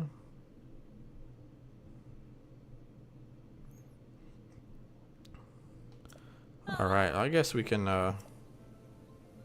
We can survive with nothing else. But yeah, I will say though, I wouldn't be like. I think it's just my opinion though. Are you talking about? Well, you say when you say he, are you talking about SGA or Tyrese? Because I agree, they're both very talented. They're both good. I think that SGA has more fans than Halliburton does. In fact, Halliburton got rated as like, because he made it a joke. It was like he got labeled or voted as like the most overrated player in the NBA, and so then after he started hitting a bunch of game-winning shots in the playoffs, he was like overrated. You know, overrate this, and it's like turned it into a T-shirt. I like Halliburton far more than SGA. Now I do think that SGA maybe is like a more athletic, more overall talented player. But you know, just you wait, man. Halliburton's more of a team player. If SGA has more help, and he's gotta go off for them to have a chance. But I'm not. If you like SGA, I'm not gonna be like, oh my gosh, unbelievable. You know, you like who you like. I don't care. It'd be different, you know, if you told me like you're. Now I would look at you a little funny if you told me like I don't know, you thought the greatest player of all time or your favorite player of all time was like Andre Roberson or Jeff Teague. You know, then yeah, I would probably be a little skeptical and probably keep my distance from you. But I'm just playing. I have no hate against Andre Roberson or Jeff Teague. Yeah, both are. Yeah, I agree. Both are superstars. Both are definitely their team's foundation, their team's leader. It's crazy to me that the Kings, and I know we thought I'd be talking sports during a Zelda stream, but it's crazy to me that the Kings traded Halliburton. They drafted him and then traded him, and they did the same with what's his face, De'Aaron Fox. I thought De'Aaron Fox I don't think is as good as Halliburton, but I still think De'Aaron Fox is pretty solid. I liked using him in 2K because he's just so freaking fast. And then what's the Buddy? I was gonna say Buddy Hield. I don't think Buddy Hield is in that same category. He had a couple years where he was all right, and I actually didn't mind him. I thought I liked him decently. Probably one of the few players to come out of Oklahoma that I'm like, you know, can stand or tolerate. But yeah, I'll try not to talk too much. I won't like hopefully be obnoxiously talking about basketball since we are talking Zelda and Breath of the Wild. What we need is a Nintendo basketball game, man. Combine both these worlds. Honestly, actually, really, I've been trying to campaign for a Mario baseball game because Mario Baseball on the GameCube was incredible. It was very good. And then Mario Baseball on the Wii was phenomenal. I loved it. I always played more Mario Baseball on the Wii, and I feel like it's easier to pick up and play. So, like, that's fun because I can get people that don't really even play video games or play, like, Mario, or maybe they don't even know much about baseball, but they'll play Mario Baseball because it's just such an easy, fun game you can still do good at without knowing a lot of the advanced tips. But at the same time, you know, with the Mario Baseball on GameCube, Superstar Baseball, it was more simulation-like. Not, okay, it still had power-ups and goofy stuff. Simulation maybe is not the right word, but, you know, it had a larger, like, you could do more with it. You could be more advanced. So that was fun. I think the only time they did Mario Basketball was in the Mario Sports Mix, which I didn't own. My cousin had. He had it for his Wii, so we'd play it sometimes when he'd bring it to my grandma's. So I don't know. Who knows? Maybe we'll play some Mario sports games. Mario basketball game called Mario Hoops, 3-on-3. Yeah, I think that's that might have been what I was talking about with the sports mix. Oh god, why do you have to run into a freaking wall, Epona? Jeez. Maybe that's maybe we'll try out some Mario sports games sometime for you, Antonio. Because right now let me look at my map. Oops, that's not gonna help me. I don't have my map. Oh, I don't have all this opened up. I need to find the tower in this region. Oh, well, looky there. Found the tower in this region.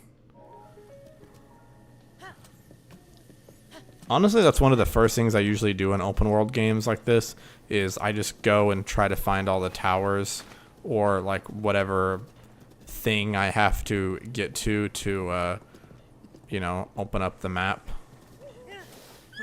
So, I'm probably going to put on I'm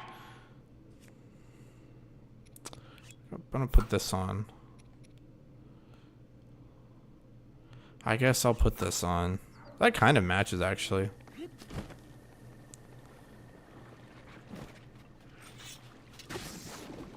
Will this break the... Diamond! Let's go, dude. I think those are worth like 500 rupees a piece. Those are worth a lot. You can make some moolah from them. Dude, another one. Let's go. Okay. Oh, let's go. Let's get this one up here. Dang, man. Okay. Well. I feel bad because it wastes a lot of durability trying to just break rocks like that. But yeah, Thunder's kind of starting to come back. 89, 86 with 9.5 left in the fourth. But we'll see. We'll see what happens. Still plenty of a game left. I'll be kind of upsetty spaghetti if the Pacers choke. But yeah, I don't think I have Mario Sports Mix. I'd have to get it. It's a game that I want when I collect my games.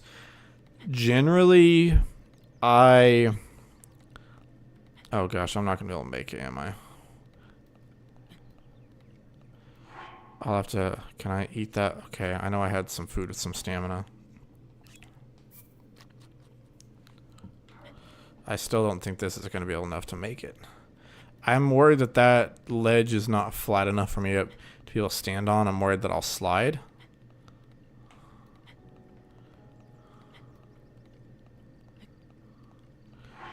Oh gosh.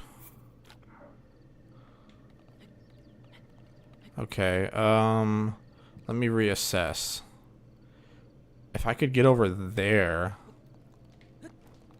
No, no! Oh my gosh, dude. I was trying to jump away. I don't think I'm gonna make it now. I'm out of freaking stamina. I don't think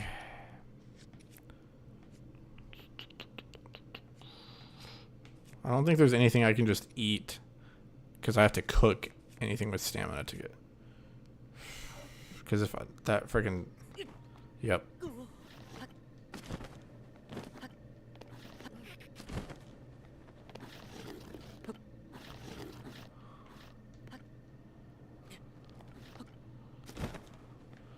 Wow, I got really lucky I was sliding around.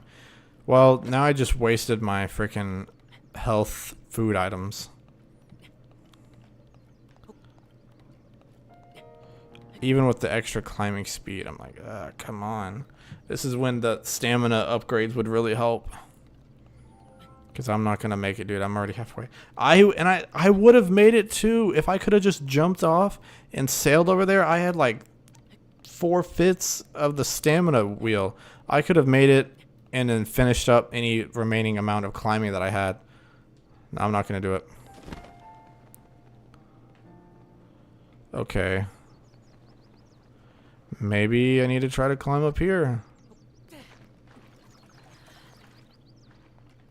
Maybe that's flat enough for me to jump on. Welcome to Breath of the Wild, where a lot of it's just climbing and figuring stuff out like this. A lot of it is just the waiting and doing stuff like this. That might not be deemed the most exciting thing in the world. See, as the hill gets less and less steep, it takes less stamina. So I'll make it up here, I think. I think I can walk up here. Okay. So that's good. I'll have this. And then I think I can stand up here.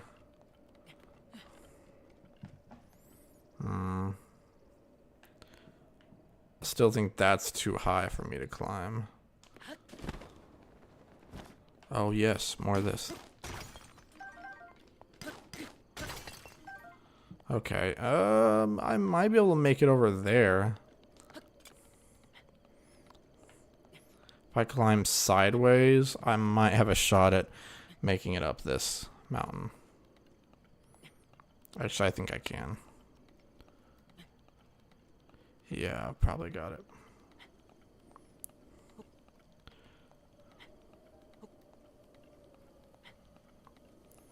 Alright, now I just gotta get around this rock. There we go. So where is this tower? Oh, there's a dude.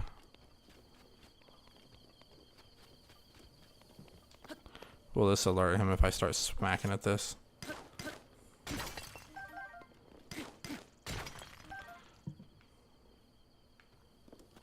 Oh gosh.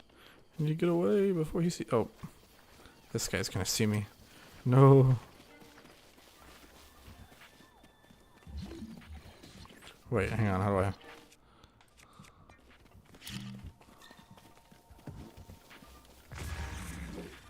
Oh, there we go. Finish him off. Hopefully his buddy... Oh, okay, yeah. His buddies are following me. No. There we go. Maybe I'll take care of some of the ones behind me. Oh. Boom, boom. Oh, he's done. He's cooked.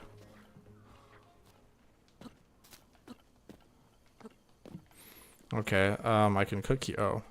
Yeah, I'll just throw this down here. That should work, right? Oh.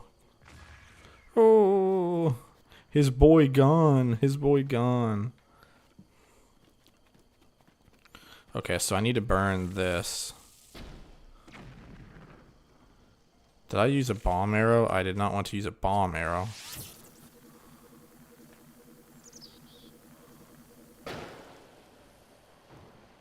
Okay, I forgot about aiming up higher. So that way that will catch on fire. Maybe this will burn that. There we go.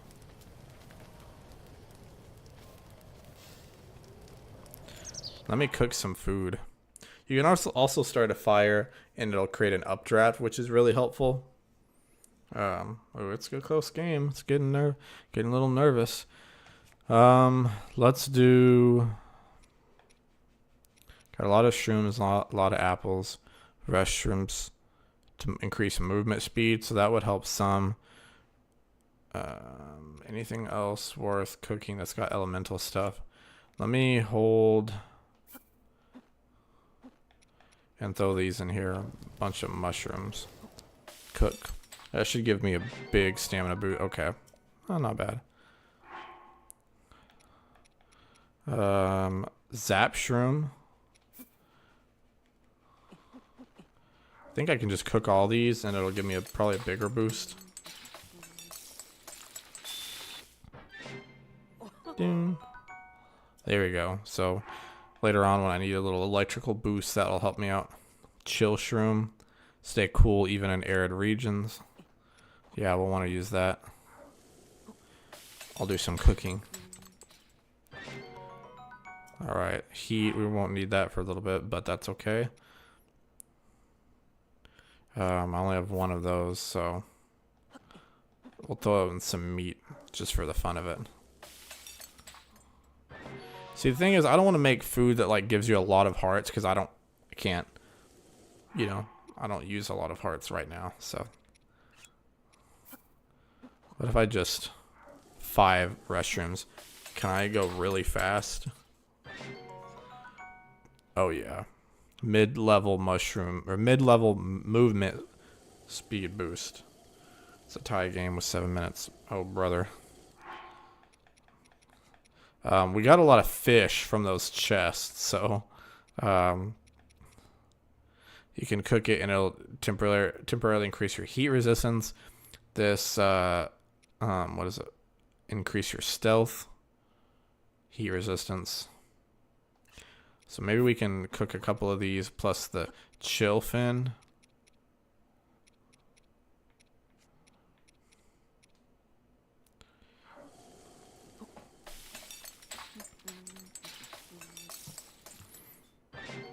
Chili steamed fish. Nice.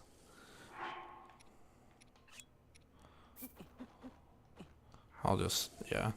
I like to cook, man. What can I say?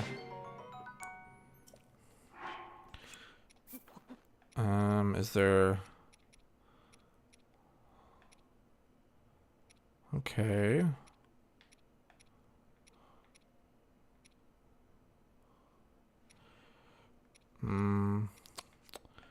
Swift carrot. Boost stamina beyond its maximum, or the Endura carrot. That's smart. Let's throw in some of these. Okay.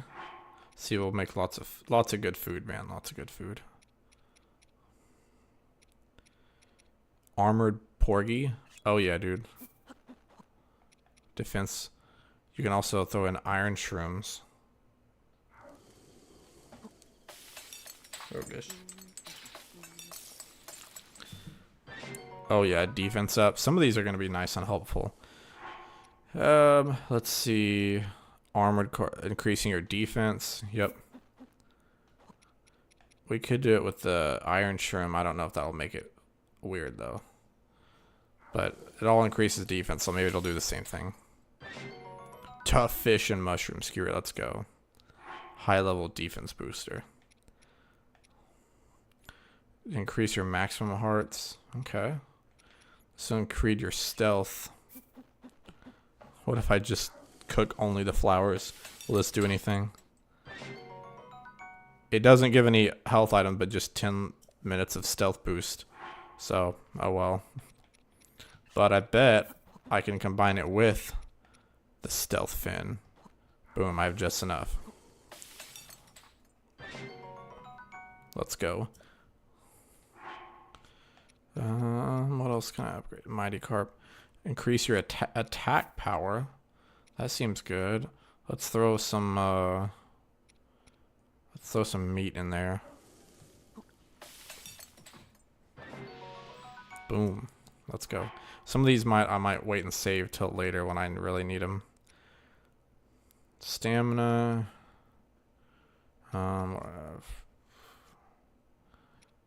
Hearty salmon increases your maximum hearts. Maybe a truffle because that does the same thing.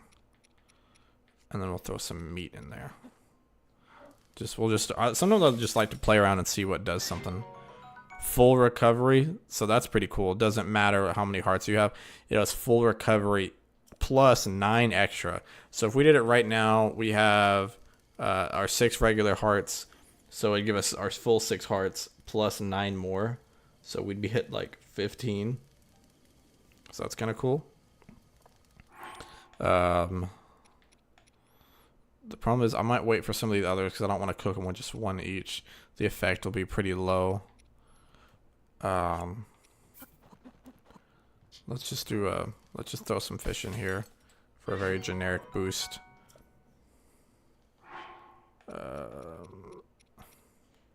Volt Fin. That's more stealth stuff. Stealthily.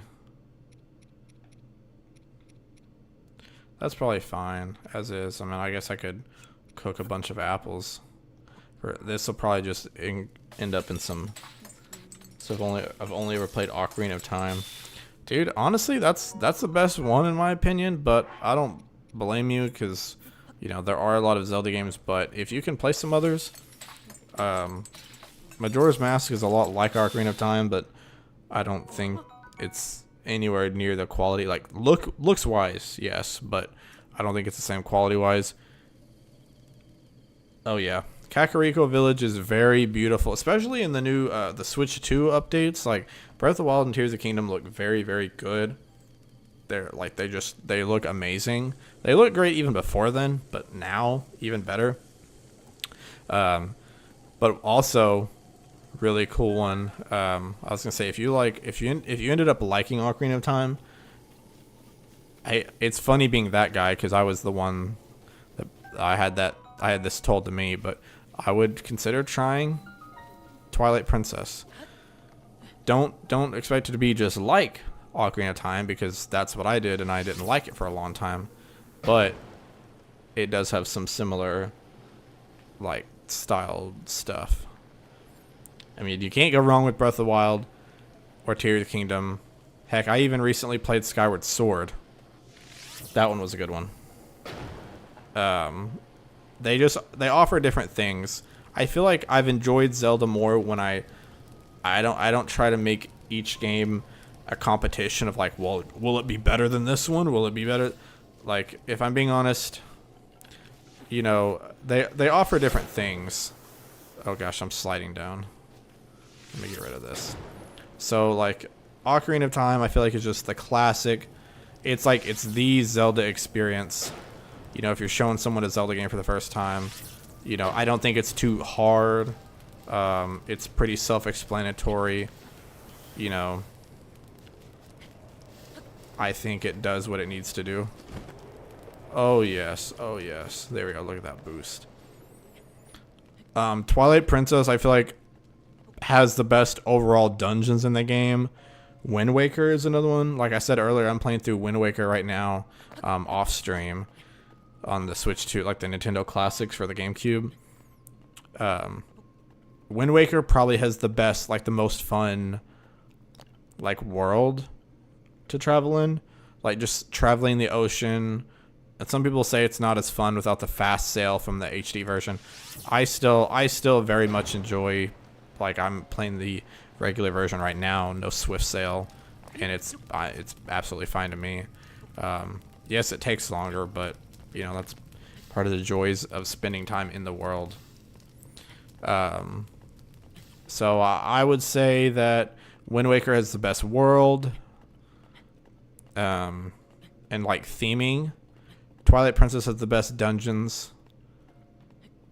Majora's Mask, if it has the best anything, probably just the best. I'd say probably like the best most emotion, most characters.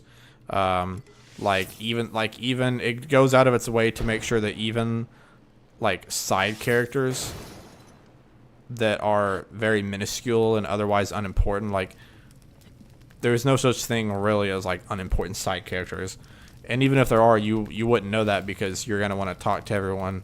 See what they're like. Everyone plays a role in the world and in the story. Everyone's going to play a role and like experiencing the game. Whereas there are NPCs in a lot of other Zelda games that are just kind of like, hey, I'm here to hold some text. Cool. You know? Yeah, so that's Ocarina of Time, Majora's Mask, Twilight Princess, Wind Waker. Skyward Sword, I think, has the best story and some of the best lore. It suffers from padding, late game padding. Like, I think to me, the best part of the game is like, I would divide it up into probably 4 parts. I think parts 2 and 4 are the best. The beginning of the game, you kind of have to get into a little bit. You know, it takes a little bit to start going. kind of like in Twilight Princess, the beginning of both of those games, the beginning are the weakest parts. Actually, I wouldn't say Skyward Sword's beginning is not the weakest part. Because in the second, like, 25%, the second fourth, it starts to get really good. It's kind of where you're like, okay, yeah, like, I'm ready to experience this game. And you're getting in it, and it's getting good. It gives you some lore. You start figuring things out. It's a lot of fun. The problem is that you think you're getting to the end. You're not. There's some padding there. And it's just like... Like, you're just... Like, that's how I was. I was ready to just, you know, chug on. And I couldn't. And then the end of the game is, like... The end of the game is good again. Yeah, and then Breath of the Wild, I think I don't know. I don't really know what I'd say Breath of the Wild is the best. I think Breath of the Wild is, like, very consistent. Like, a lot of its parts and aspects are very good. I would say the world, like, maybe, like, it has the best, or, like, the open world, I don't know. I mean, I said Wind Waker has the best world. Maybe this one has the best. Also, you can see Hateno Village from here. So I think that's kind of cool. Let's look for some shrines that we can actually get to.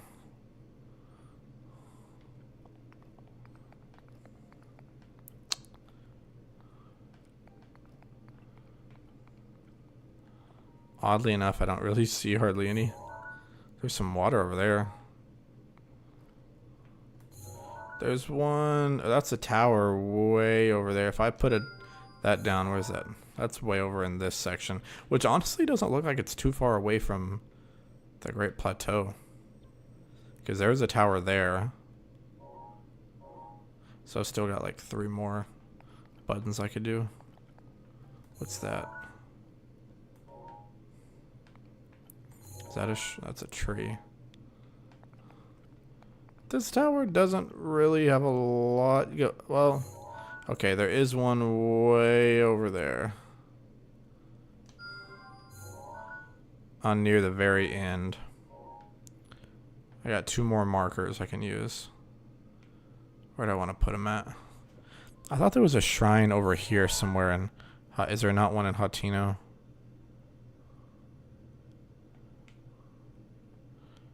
Maybe I'm wrong. Maybe there's not. Maybe I'm imagining it just because Kakariko had one. Yeah, Twilight Princess is kind of... It was like... And Majora's Mask, I feel like, is probably the spookiest Zelda game. Like, but I don't think they were necessarily trying to be spooky. Like, it just was with the world and the message that they sent. Twilight Princess feel like they were trying to be edgy and dark and, you know, Twilight. Ooh. Werewolves or wolves, like, you know, the Twilight movie. I don't know. But I guess I can't really find anything, so I guess I'll just sail down here anyways. I'll try to get as low as I can, save me some walking. This will be 1,000 times faster. But it's still really good. I'll be honest, like, I had Twilight Princess well, I don't know if I always had wanted to play it because I'd heard recommendations, like, and people saying it was close to Ocarina of Time. But then when I actually got around to playing it the first time, I was told, "Oh, you're really gonna like it. You're gonna love it." Oh, there is one up here. I knew it. Okay, cool. I was told, "Oh, dude, you're gonna love it. It's gonna be awesome." And I made it up to the second or third temple, I think. And was someone knocked out here? And I just I wasn't feeling it. But that being said, okay, buddy, you should be safe. I think you can get up. I don't know. Oh, there's still you. Then I played it a second time. Started to like it a little bit more. And it was... I was starting to enjoy it, but I lost my save data and my progress. And at that point, I was just burnt out. I was like, dude, look, I'm having no luck finishing this game. Like, I'm not going to do it. I'm not going to do it. And then finally, the funny thing was I was going to buy... I had found a copy at my local game exchange that I was going to buy for a friend and take it to him. And then I ended up being like, you know what? Like, hang on, I've got it. Do you mind waiting a bit? So like, I have it. I might as well give it a try. I might as well like see if I want to finish it. And I did. And I actually really enjoyed it.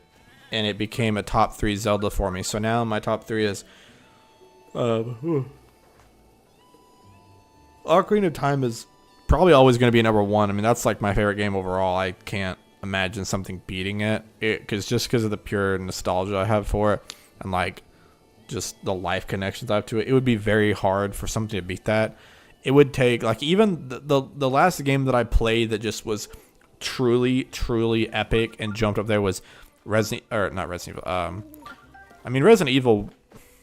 When I played Resident Evil 4 for the first time in like 2021, and then even playing the remake, that one was pretty good. That jumped up to number 4 or 5 on my list. But then since then, it's kind of like a good initial impression, but I haven't really. It hasn't climbed for me, or like repeat playthroughs have been fun, but it hasn't really done anything to add to its position for me. But the last big game I played was Metal Gear Solid 5: The Phantom Pain. And I just started playing the Metal Gear Solid series. Was really loving it. Last game of the series. I played them in number order. And everyone told me, they're like, well, you're either really going to like 5 or you're really going to not like it, because it's so different from the others. And the funny thing is, I'd actually tried to play it. I tried to play it before, and I couldn't get past like the first hour. Like the first mission was so time consuming because you're just crawling around a freaking hospital forever. And I'm like, dude, this game moves so slow. It's so slow paced. The problem was, I should have gotten past that first hour, because after that, the game moves very fast, and there's so much to do, and the world was so much fun. Yes, the story was probably the weakest out of all of the main like Metal Gear titles, but I couldn't help it because the gameplay was just so freaking fun. And even when I say the story is the weakest out of those, the story still beats probably 80% of other games. It's just compared to the other Metal Gear games, that one was like, if all the other Metal Gear games, like story-wise, are like 5 out of 5, this one's a 4 out of 5. Okay, well then, yeah, sure. It's weaker than the others, but that's not saying a whole lot. Ooh, okay, I gotta tilt my remote. This might be hard because I have it. Yeah, I need to. Can I recalibrate?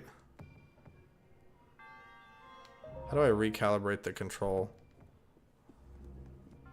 I guess I gotta hold it. It takes a little bit. The gyro controls, which this is kind of cool, kind of crazy.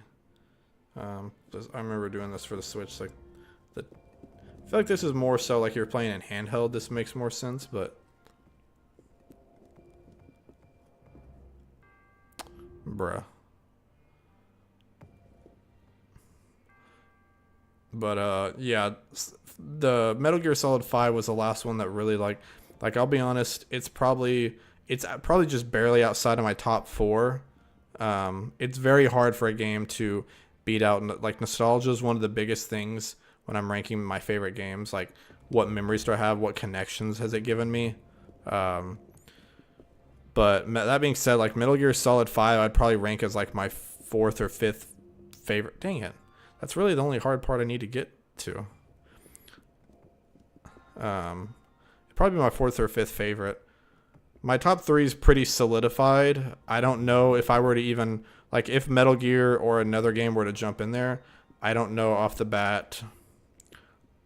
Definitely Ocarina of Time is not coming out of top 3. But those two are Mario Sunshine and SpongeBob Battle for Bikini Bottom. And again, nostalgia is so incredibly strong with those. I don't even know which of those two would. Gosh dang it! I don't know which of those two would come out of would drop out of the top 3 for me. I guess I don't know. I'd have to look at it and really see. Why can't I? It's that last part. Like, I'm literally flicking the remote up, or I guess technically down, and it's not slowing the ball down in the slightest.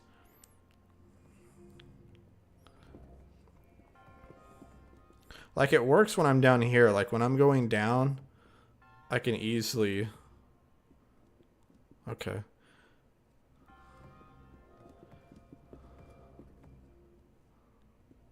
Okay.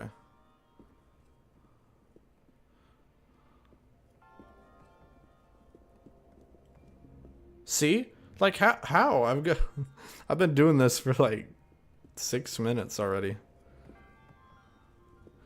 I feel like the angle it's showing it is not super good because I feel like when I'm tilting it really far, like almost vertically down, like this to me looks level and even, but I don't think it is. Because look, this is still tilting it up.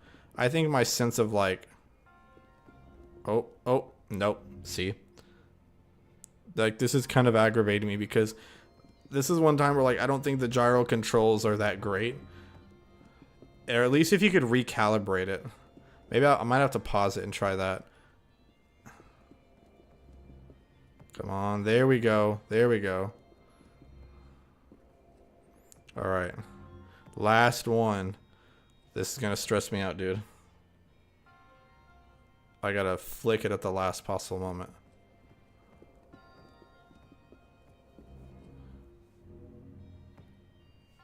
You're freaking kidding me. Golly, dude. That's so, like, it's so unresponsive to the remote. I don't know if it's... Is there a way to... Can I recalibrate my... How do I... But if I turn off... I don't know how you do it then. If you aim with motion controls. See, I even have that off. So you have to do it that way. There's nothing else that's not a feature you can turn off. But my freaking remote needs to be calibrated or something because this is stupid, dude. It's just, it's so laggy. Like, I feel like you have to anticipate the turn a whole, like, 5 seconds ahead of time.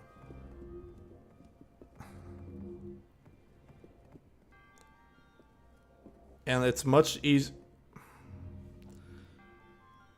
And what's making me even more mad is the Pacers have choked, dude. They're freaking down 4 points with 24 seconds. They had the lead for like the majority of that game that I've been following it. Which is really bad because now the series is 2-2 and it's going back to Oklahoma City. And they'll get 2 of the next 3 games are in. So...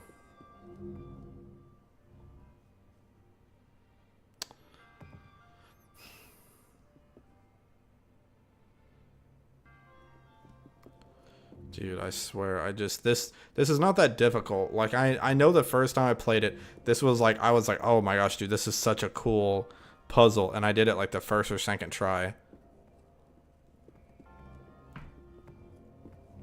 Nope. No, oh my gosh, dude. Look at it. It's like turning sideways. I'm like, just roll there. It's not that bad. Just go in the freaking hole, dude. Maybe last time I was pretty violent with it, and it didn't, like, the tilt up didn't do enough for me. So maybe I need to be a little more. There we go. I think I got it.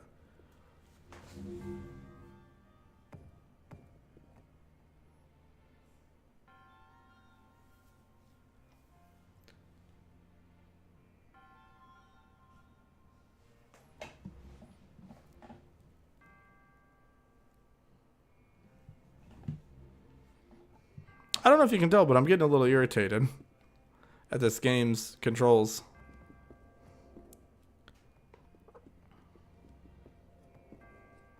Okay. The first time, I did it with too much power that it just flicked it straight up in the air. Okay. And then the second time, it was just enough, but it hit the frickin' the fence post.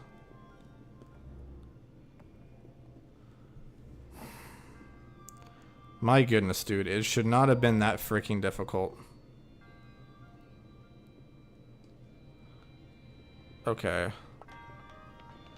That was unnecessary.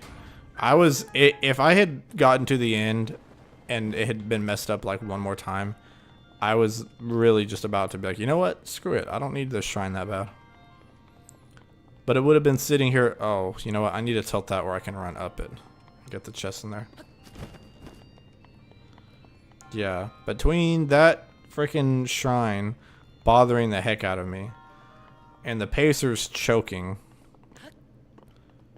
because now it's 2-2, and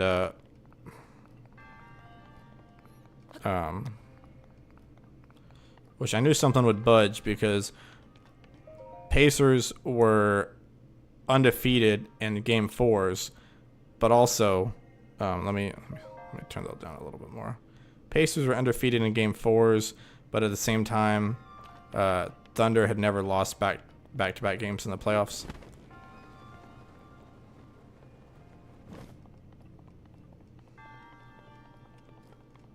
Yeah, it's pretty much over now. 24 seconds. There's not much you can do. Gosh, dude. Because if the Thunder win the next one, it's gonna be tough. I think the Thunder could win Game 5 in OKC, go up 3-2, and the Thunder could still, or the Pacers could still win Game 6 to tie it and force a Game 7 in Indiana. But then a rowdy Game 7 in OKC. I don't know about that, man. I don't like those odds. So I think if the Thunder win this next one, I think they've got the series. I think this next one is make or break, because then they have, they can win just one of the next two, and they can win another one at home. But, and to be fair, each team has won a home game and a road game, it looks like, assuming the score stays the same.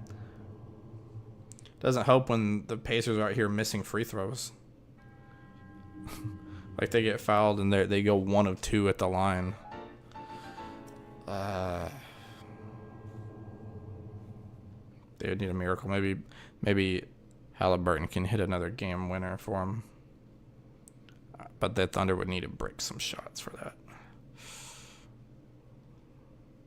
Yeah, because if the Thunder, we already have people in here in NBA social media that are already talking about, like, oh my gosh, Shai is Shai a top 2 player in the league? He's a top 2 player and he's not number 2. I saw a tweet the other day from some, and of course it's like, you can't have a reasonable conversation with, these aren't analysts or people that have been watching the games for a while, or like, lifelong fans. This is some 13-year-old that has a SGA fan page on social media and posts workout videos of his, and says, I saw one the other day that said, it's crazy how quickly and how much of a gap there is after SGA has passed Luka and what was some other young guy, like 2 other younger names. Like, are you kidding? Or it was like, Shai, it's crazy how he's already passed Luka and Jokic, or Luka and some, and I was like, what the heck are you talking about? Like, SGA fans are some of the most obnoxious fans. Like, they're all 12 years old and they have not watched any basketball outside of Thunder basketball. But yeah, just if they won the finals, it'd be so obnoxious. It was bad enough when the freaking Celtics won last year and beat the Mavericks. That was obnoxious. I think we're supposed to go up here. Yeah, we are. We're at 2.5 hours. Nice. Probably go another hour, an hour and a half. Yeah, it's done. It's over with. It's a freaking 7-point game. Nice.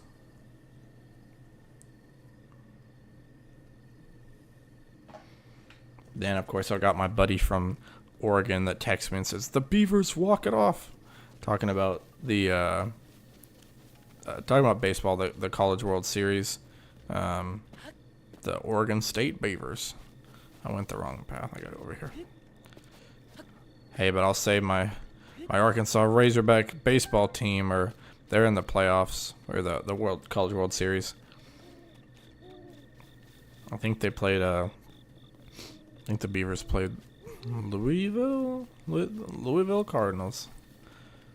I don't care for Louisville, so they can.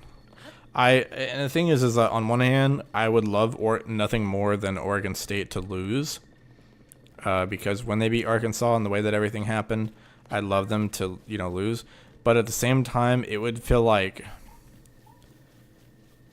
for one, it'd be nice because that's my guy's home team, so I want him to be happy and experience success. But at the same time, it would be great.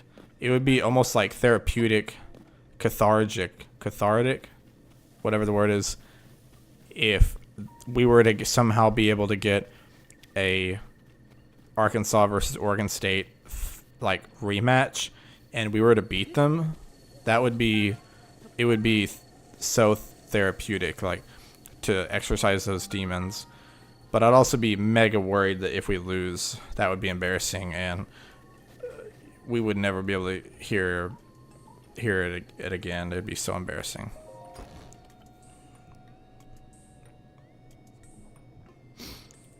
All right. Who's this? Pura. Good evening. This is the Hatino Ancient Tech Lab. Do you have some business with the director? Yeah, we do. The director is in the back. A terribly busy person, that one. Please try to keep it brief. Okay, kid. Simon is the director, I guess. Good evening. Imagine you've never seen so many books in one place. Pretty incredible, isn't it? We've gathered all of Hyrule's known literature on ancient civilizations here. As for the actual number of books, well, is that thing on your waist? Is that a Sheikah slate? There's no mistaking it. That's a real Sheikah slate, isn't it? Not the biggest fan of the game's art style, but at the very least, the music seems good. Yeah, they use cel shading, which is what they used in Wind Waker, which is crazy to me because I feel like when the game came out, everyone praised this art style and how it was so wonderful looking. And for the longest time, people dogged on Wind Waker because after Ocarina of Time, and it's crazy because people just forget that Majora's Mask exists, but after that game, everyone wanted the next Zelda game to be like the new ultra-realistic, dark. Everyone wanted Twilight Princess, and they got Wind Waker. So Wind Waker got a lot of shade and hate when it came out. Not because it was a bad game. It was a good game. Anyone that played it would have thought so. But they got a lot of hate from people that didn't even play it. And Zelda fans were like, oh, man, I'm not a kid. This is a kid's Zelda game. And it's just people nowadays, when they didn't like the Echoes of Wisdom, you played as Zelda and it's a girl. So, it's a spinoff. It's not a mainline game. People said the same thing about Wind Waker. They're like, this isn't the real thing. This has got to be a spinoff. This isn't mainline. Very much was. In fact, it's actually very important to a lot of the storyline. Or at least one side of the timeline. But, yeah. And then it's crazy because then things have kind of done a swap. Now, Wind Waker is regarded as, one of the best Zelda games, and everyone loves it and looks back on it. And I'm like, okay. If you were back there in the time and you were making fun of it, don't fake love. Don't show fake love. And everyone wanted Twilight Princess, and people did a 180. Twilight Princess is still popular. I think a lot of people like it, but it's definitely kind of I think most people would say that Wind Waker is better than Twilight Princess. But I mean, they're 2 and 3 for me. Wind Waker 2, Twilight Princess 3. And again, it's mainly because of the nostalgia with the Wind Waker. And I feel like the Wind Waker is shorter, and I do wish it were longer. But I understand, and I know a lot of people don't like collecting the Triforce shards. Part of it can be time consuming. But I feel like there's less lows. Twilight Princess is a game of highs and lows. It has some really peak, ultimate, awesome moments, and then it has some moments that you just want to pull your hair out. With Wind Waker, for the most part, it's a pretty steady ride. if you kind of like Wind Waker, you'll just learn to like it more and more. And if you like part of it, you'll like all of it. But at the same time, if you're, I mean, I guess there could be people that, if for whatever reason you kind of start to get into it and you don't like it, or you don't, you're either gonna like most of it or hate most of it. And to be fair, I haven't really heard of many people hating the game. So, stasis, magnesis, thermal bomb, and cryoness. And what else? Let's see. So that's it for runes. But, strange. It doesn't seem like you have the basic runes. I don't understand why they're missing. There must be some reason. Where are my manners? I nearly forgot to introduce myself. My name is Simon. You are Link, right? You know my name. Lady Impa caught me up to speed. You see, we were told a young man holding a Sheikah slate will appear, and you must do all you can to help him. He will be the hope that awakens from the slumber of restoration. His name will be Link. Oh dear, I forgot to tell you something very important. Director, listen. Miss Director, this is the real Sheikah slate. I didn't really know about Wind Waker. I mean, that's fair.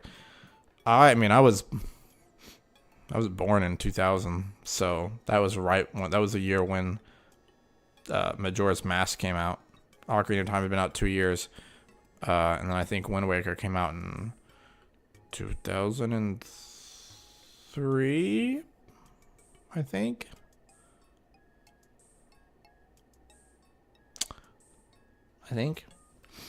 So,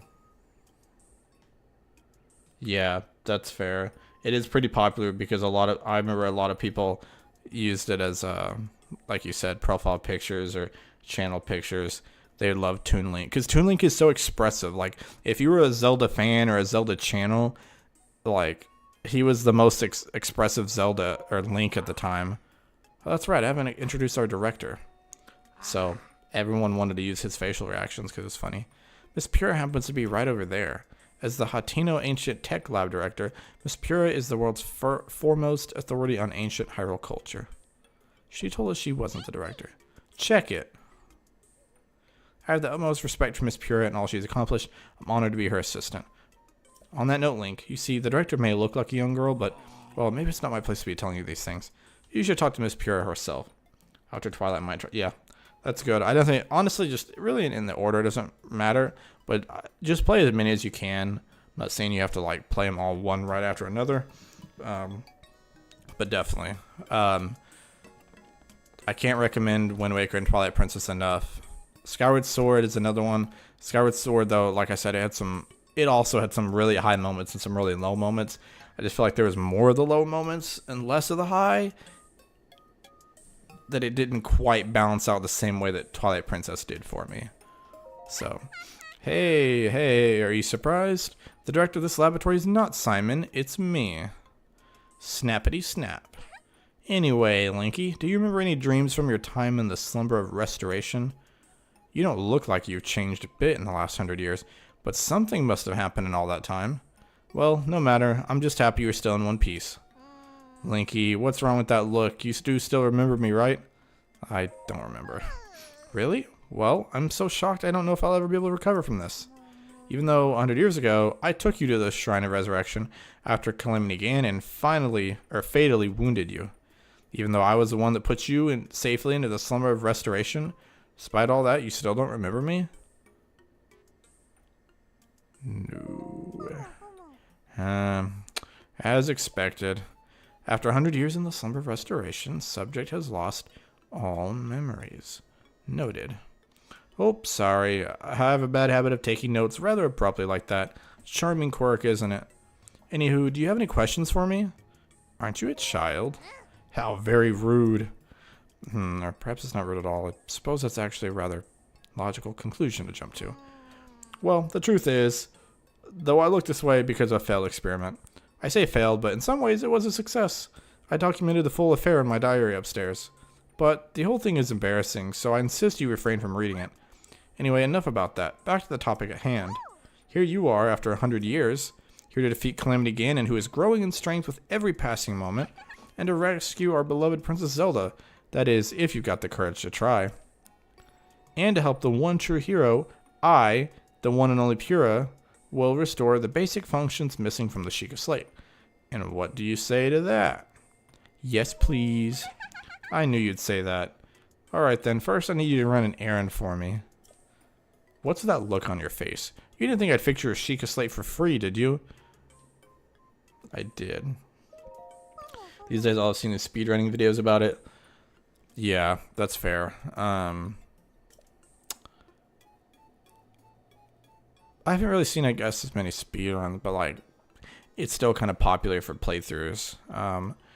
I thought about making it, so before this I did Skyward Sword, and I thought about doing Wind Waker, but I kind of wanted to show off something that was a little more like, I know this isn't a new game, but like, it uses some of the new upgrades and powers of the Switch too. So, and honestly, I had played Wind Waker before, but I'd never 100%ed it. So I really just wanted something personal to kind of like play and play it for myself and experience it one more time. And then next time I play it, we'll probably, I don't know if we'll do 100% though, because it is kind of time consuming. And just sailing around, there's a lot of just like teleporting and sailing and teleporting and going to get this thing that you don't really need, this thing and that. So we could probably skip a lot out and just only do some of the stuff that's like worthwhile. Could you please bring the blue flame from the ancient furnace in town? Oh, and also use it to light our furnace? This sweet little guidance stone will start working once you do that, allowing us to restore your missing runes. Huh. I wonder if young women these days still say things like sweet and little. Well, I suppose it doesn't really matter anyways. Okay then, I'm counting on you for that blue flame. So we are going to need a torch, because we can't turn that on without it. So we actually need to go this way. Can we read? Where's her? She said she had a diary. I hate to be that guy, but I kind of wanted to read it. Oh, mushroom. Oh, he got away. Can I, how do you read it? It's up here. So we got to get it up there. Let's read that diary. I know, right? Terrible person I am. All the way up here? I don't think it's all the way up here, is it? Maybe. Pura's diary. Research diary for anti-aging rune. Classified for Pura's eyes only. Date. Work has finally begun on my anti-aging rune. If all goes to plan, I believe it will effectively reverse the aging process. This technology will enable us to make retired warriors young again, thereby strengthening the Hyrulean army. When Calamity Ganon inevitably returns, we'll be ready. Our offense will be solid and our defense impenetrable. The need for this tech pains me, but I truly hope to use it to attain everlasting peace for all. Date. The beta version of my anti-aging rune is complete. I've already added it to the Sheikah Slate I'd made for myself. Since I am to be the test subject of this experiment, Simon booted up the rune and directed its rays at my body. After 20 seconds of exposure, I felt extreme fatigue and broke into a fever, forcing us to cease the experiment. Unable to stay awake and went to bed. Immediately, tomorrow we'll figure out what went awry. Anti-aging experimental trial day 2. My extreme full body fatigue has slightly improved, for which I am grateful. Still, I do not recognize the face in my mirror. My hair is thick again and floor length. My wrinkles, once deep as trenches, have vanished without a trace. Seems the anti-aging effect works. However, I did not expect the reversal to happen so frighteningly fast. This morning I kicked Simon awake and had him run a full physical exam on me. My height, weight, vision, bone density, heart, blood. We tested everything we could, pushing our facility to its limit. Our discoveries were startling. My results were typical of a Sheikah woman in her early 50s. In other words, I reversed my age by more than 70 years in a single night. Meaning, if she's about 50, and she reversed her age back 70 years, she was like 120. Like 120 years old. I can only hope I do not awaken to find that I have the body of a newborn baby. Anti-aging, well, I woke with an abundance of energy. It's been decades since I slept so well. Upon waking, I immediately checked the mirror, only to be greeted by a youthful version of myself. According to Simon's examination, I have the body of a Sheikah woman in her 30s. 30 years old. I was around that age when I was first able to continue my research following the Great Calamity. The first thing I did was try to figure out how to expand the functionality of the Sheikah sensor. I was around 81 years old when that expansion was completed. I intend to bequeath this tech to our sleeping hero. I hope to the gods that he'll be able to assist in the destruction of the calamity that swallowed our Princess Zelda whole. After today's routine physical, the results show that I have a body of a Sheik woman in her 20s. I haven't felt this good in a century. It's all taking me back to when the Great Calamity happened. Ganon had been dormant for 10,000 years. Perhaps his power had been building all that time. The slaughter that followed was arbitrary and merciless, the destruction complete. We lost everything, Hyrule Castle, Princess Zelda. Well, perhaps not everything was lost. A youth named Link was brought in to me 100 years ago, covered in wounds and on death's doorstep. Link, so young, yet so courageous. He was the youngest knight to have ever been appointed to the Imperial Guard at Hyrule Castle. He was also a gifted swordsman who was selected as captain of Princess Zelda's personal guard. I thought his skills would be enough to defeat Ganon in glorious fashion. Since ancient times, the royal family of Hyrule and the Sheikah... This is so much reading, dude. Like, I'm all for lore, but this is a lot of reading. Swordsman left, though the slumber of restoration had not been fully tested. Decided to put the swordsman under to save his life. It was the best we could do. Or to something horrifying, a scarlet lump scarring my otherwise useful face. Oh no, it's just a pimple, a big one. She's reverted to that of a teenager. Simon looks at me differently, which irritates me. I got angry when he insisted on running my blood test for me. I can do it all in myself. In case the blue flame of the furnace is growing weaker by the day, I do hope the guidance stone doesn't stop working. Now I look and feel like a 6-year-old. I can no longer reach things in high places. It's super annoying. Where's that genius swordsman? But I doubt someone helped me. It'd be hard with my skill buddy. Morning 6, and I'm still at stage 6. Perhaps my age reversal has stopped. So looking out today, I finished developing the beta version for an ace boosting rune. Reverse the effects of anti-aging rune. I hope it will anyways. Shit, I found that.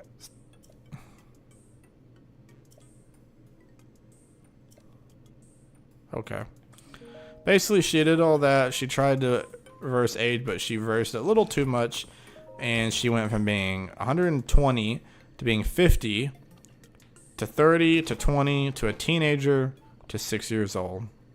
So, and I'll be honest, it's a little odd given that she's 6 years old here, because in the next game, when she's like probably back to looking in her like 20s to 30s, I'll be honest, there's a lot of people that are, what's the word?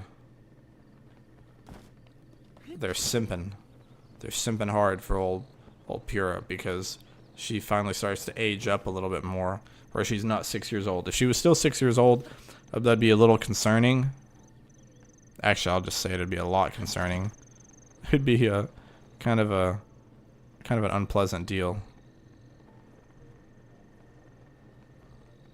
Where is the... I realized also I totally skipped over all this. In here somewhere is where you can, there's a lot of side quests you can do here. There's also a place where you can, yeah. Yeah, he's checking the Ton Pu Inn. Oh, yeah, I've stayed up there. Right, okay. Any beauties, or I mean suspicious folk. He wants to say hello to Prima. He wants to give her something.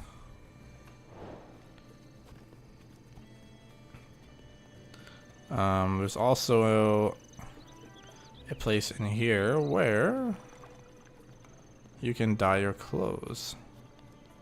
It is in here. 20 rupees to dye your item. Let's do it. Oh, I don't have 20 rupees. Did I spend them all? Oh, I guess I did. I'm sure I can sell something though. I know I had some freaking diamonds. Why don't I just find a shop? I think there's a school up here.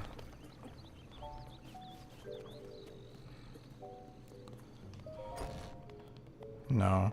I know there's a school somewhere. There's actually a lot you can do in this game. There's a school that I think you can help. There is a... Like you can build your own house here. on a little island.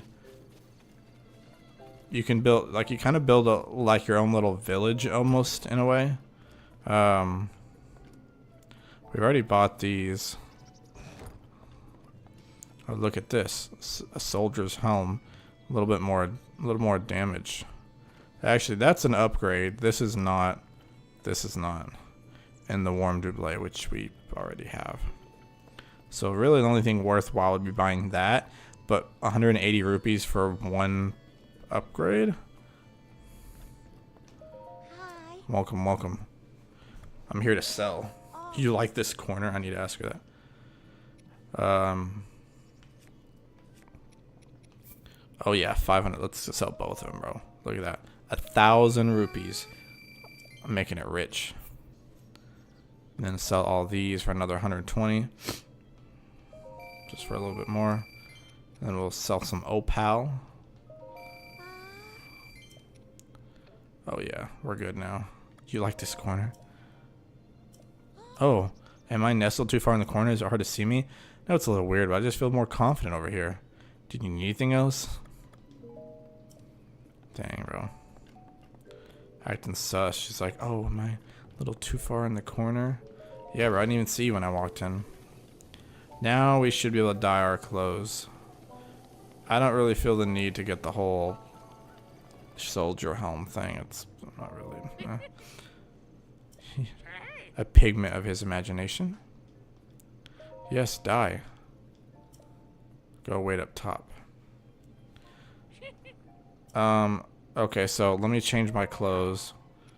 Because whatever you're wearing is going to get dyed. So if you want to, you know, so you're...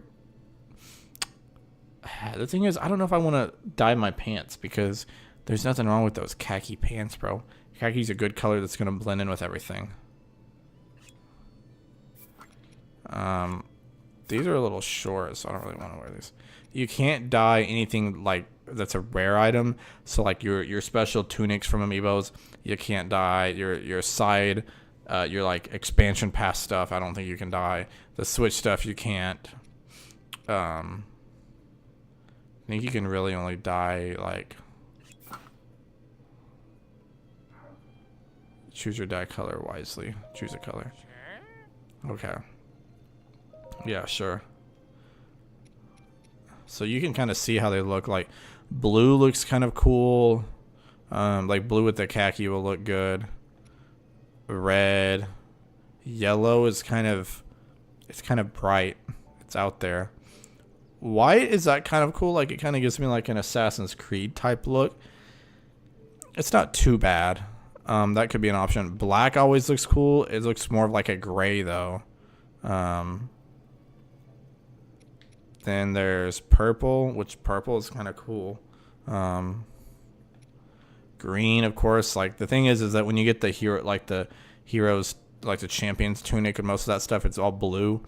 So like if you want something more in line with the classic green, or you can just go ahead and get your blue early and go light blue. You can go navy, orange, which is a personal favorite color of mine. But I mean,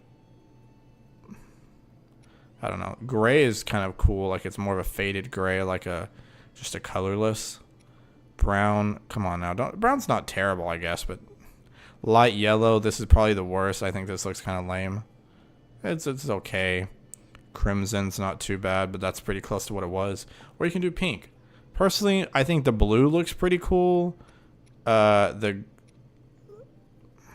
green. If you had dark pants, like if I had black pants, that would look cool, but most of your pants are lighter colors, so.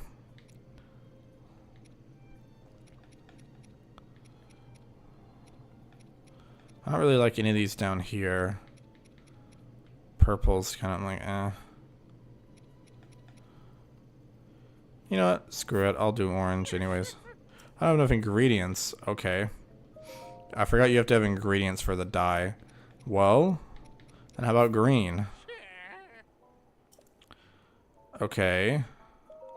How about purple? Okay. How about, I guess blue? Gosh, I'm down to like my 7th choice. Let's see, light. I mean, at this point, it's pretty much white or light blue. Don't have white. I might have not enough for any of them, honestly. Light blue. Oh, I have enough for light blue. Light blue it is, I guess. I'll use this chew jelly. You can, so another thing is, if you're worried, you can always get them back. You can always dye them back to what the original color is. I guess I could have not skipped it so you could have seen how it works, but I'm sure we'll do it again. You can re-dye it to any color you want. You can also get them back to the original color. It costs money, obviously. There we go. I feel like we're a newborn baby boy swaddled in the baby blue. That, or it's kind of like a North Carolina Tar Heel blue, like a powder blue, maybe a Carolina Panther blue.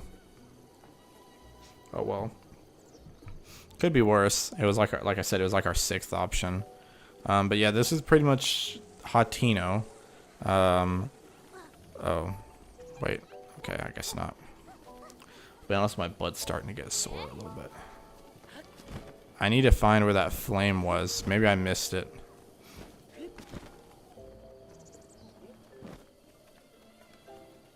Because I think the flame was supposed to start. I could have sworn the flame starts really far back, and then you have to lead it up to the mountain with the torch.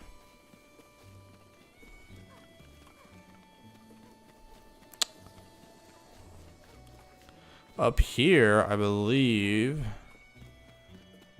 is where...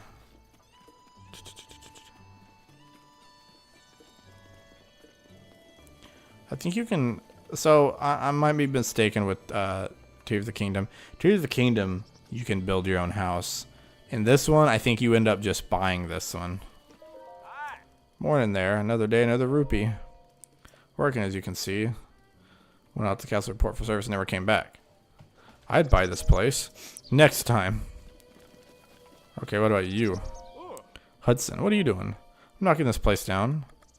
I'll buy this place. Can't help you. Ask the boss. Morning. Need something from me? What are you doing? In case it's not obvious, I'm demolishing a vacant house. Times are rough. Not a lot of buyers, you know. So the villagers decided best to tear it down. I can buy it. Whoa, get a load of young money bags. Dude just wants to buy it, huh? Okie do. Let me lay it out for you. See this house? Been vacant for years. So the villagers had a meeting, argued, voted, and decided to tear it down. Demolition costs, with associated fees, permits, and other such details, come in at 50,000 rupees. So when you say you want to buy it, you're talking about 50,000 rupees. You got that much on you? Yes. Well, who would have thought? Little go-getter, aren't you? Heh, reminds me of back in the day. Alright, look, here's the deal. Just for you, I'll cut you a special price of 3,000 rupees. But in return, I'm going to need you to bring me 30 wood bundles, building materials, you know how it is. Anyway, you understand the terms and get to it. Show me which... That's a construction joke. Hudson, Carson, stop what you're doing. You got it. Okay, so you can actually own your own home, which is kind of cool because you can get stuff to like, so see, it's kind of plain and boring in here, but you can put up like, picture frames and stuff, and you can put up your swords, your shields, your bows, because later on you can get some like cool, like really powerful weapons that look cool. You can get your master sword. You can't put the master sword up, but like your fierce deity sword. My Wind Waker. I know in my other one I had my Wind Waker boomerang, like the bright yellow one. I know I had my Hylian shield up there. Like, because anything can break, really it can. And you can still get more of them, but it's just kind of like some of them are hard to get. They look cool. And that's the thing that sucks is like I want to go around and use it and feel like I'm Link using all the classic equipment. But at the same time, if you use it, it wears down and you lose it and it breaks. I wish there were special items that like, even if it costed a lot of rupees, you could spend a lot of rupees and basically like make it to where it won't break at all. Or, on the contrary, if it was like, let's say it was like a special item, you know? Let's say it was something like, I don't know, you know, like a DLC or expansion pass item, then it wasn't able to break. Because I feel like it should reward you for getting such a rare item. And you shouldn't have to, like, you should be able to use it and be proud of it without having to be like, oh no, I hope it doesn't break. I gotta go back up here and see where the, I guess I forgot how to turn the, how to start the freaking.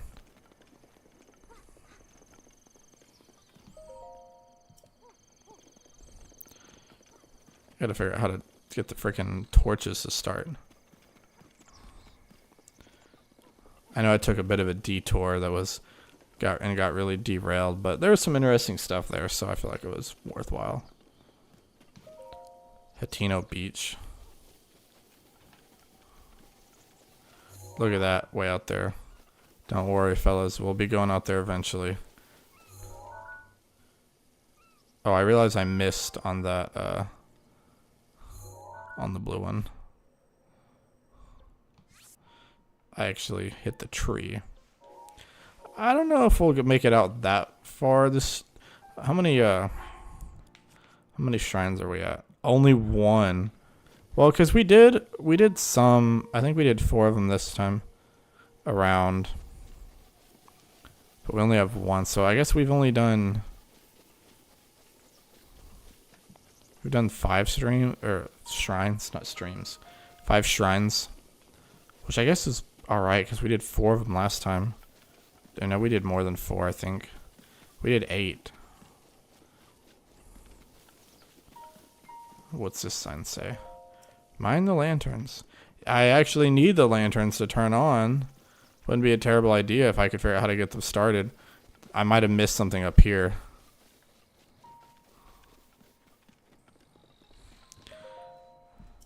I forgot how to start it. You have to start it and then it gets carried up.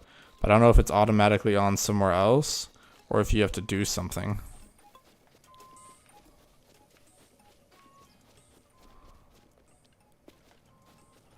Because I know it goes...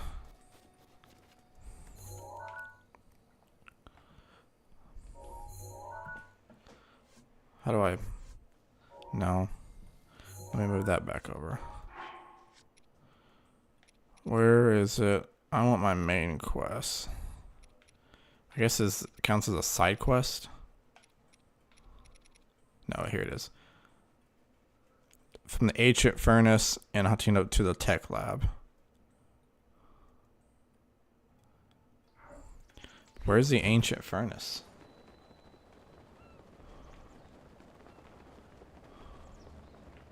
Maybe I missed that.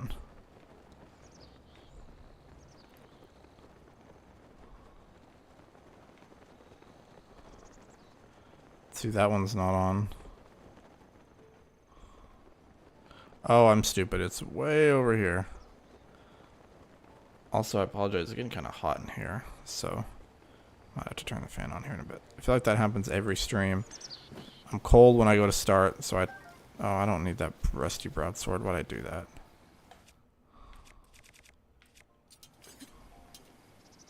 I cut some grass with it. Cool.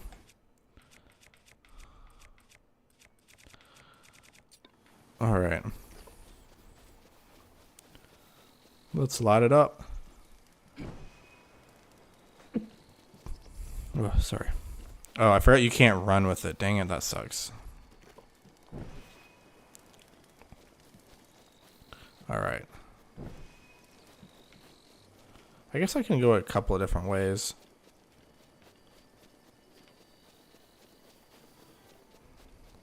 And I don't remember if they stay turned on, like you gotta get them all in one go or what, but...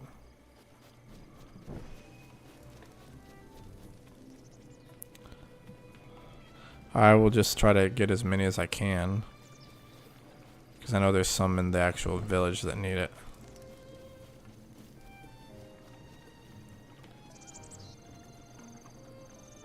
There's one. I can always backtrack, I think, to that other one. The blue flame. I know there was more over here.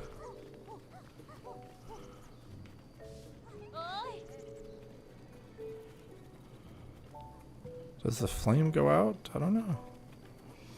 Was there not more? Was there one up here at the front? Maybe that was all of them.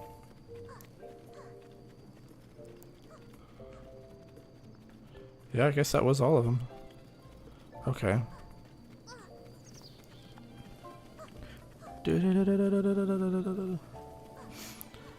Y'all have to just let me know if y'all need to hop off. If it's 3 hours, because I know generally I don't go much longer than 3 hours if anything. So, like I said, I thought about going 4. What I'll probably do is light up this. I'll light up these lanterns and get it situated. And then at that point, I think it'll be about time for me to, I think I'll probably need to start heading to the first, the game will want me to head to the first Divine Beast. So, I guess that can be my next thing to do. What I'll probably start my next Breath of the Wild stream doing. I'll go, probably to the, I know you can technically do it in any order, I'm pretty sure. But I feel like I see most people start with the Divine Beast Varuda, whatever, with the, there was one over here I think I missed. Because I went this other way, but it might have been across the water. So I might be backtracking for a lot of nothingness. Oh, here it is. I think it's up here. Yeah, because I don't think I went down there that way. I know the main part is really just to go take it to the main thing is to go take it to the shine or the tech lab, but I don't remember if you get something for lighting all of the different lanterns. I'd rather do it just in case it's not going to hurt. You know, just to cover my bases. So I've only probably got a couple left. This one here, and then a couple on this way. There's one over here. Of course, got to make sure everything's lit up. No darkness in the village. Because what did Pyrrha say? Evil and darkness are bed mates or bedfellows, fellow beds.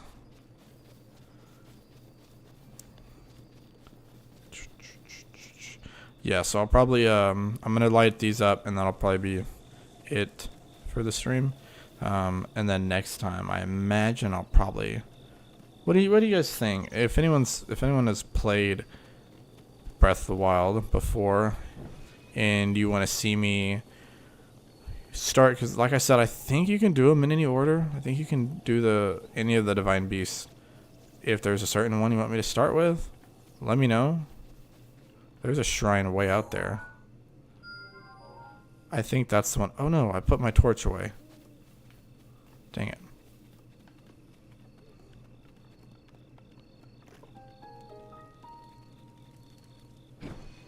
There we go. It's weird to have this blue flame, because this is like a tech flame.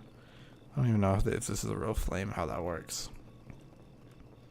But yeah, otherwise I'm probably gonna just do the same order I did the first time and start with the Zora section. Unless I don't know, I might look it up to see, because I know that you get like a boost or an ability from all the different Divine Beasts.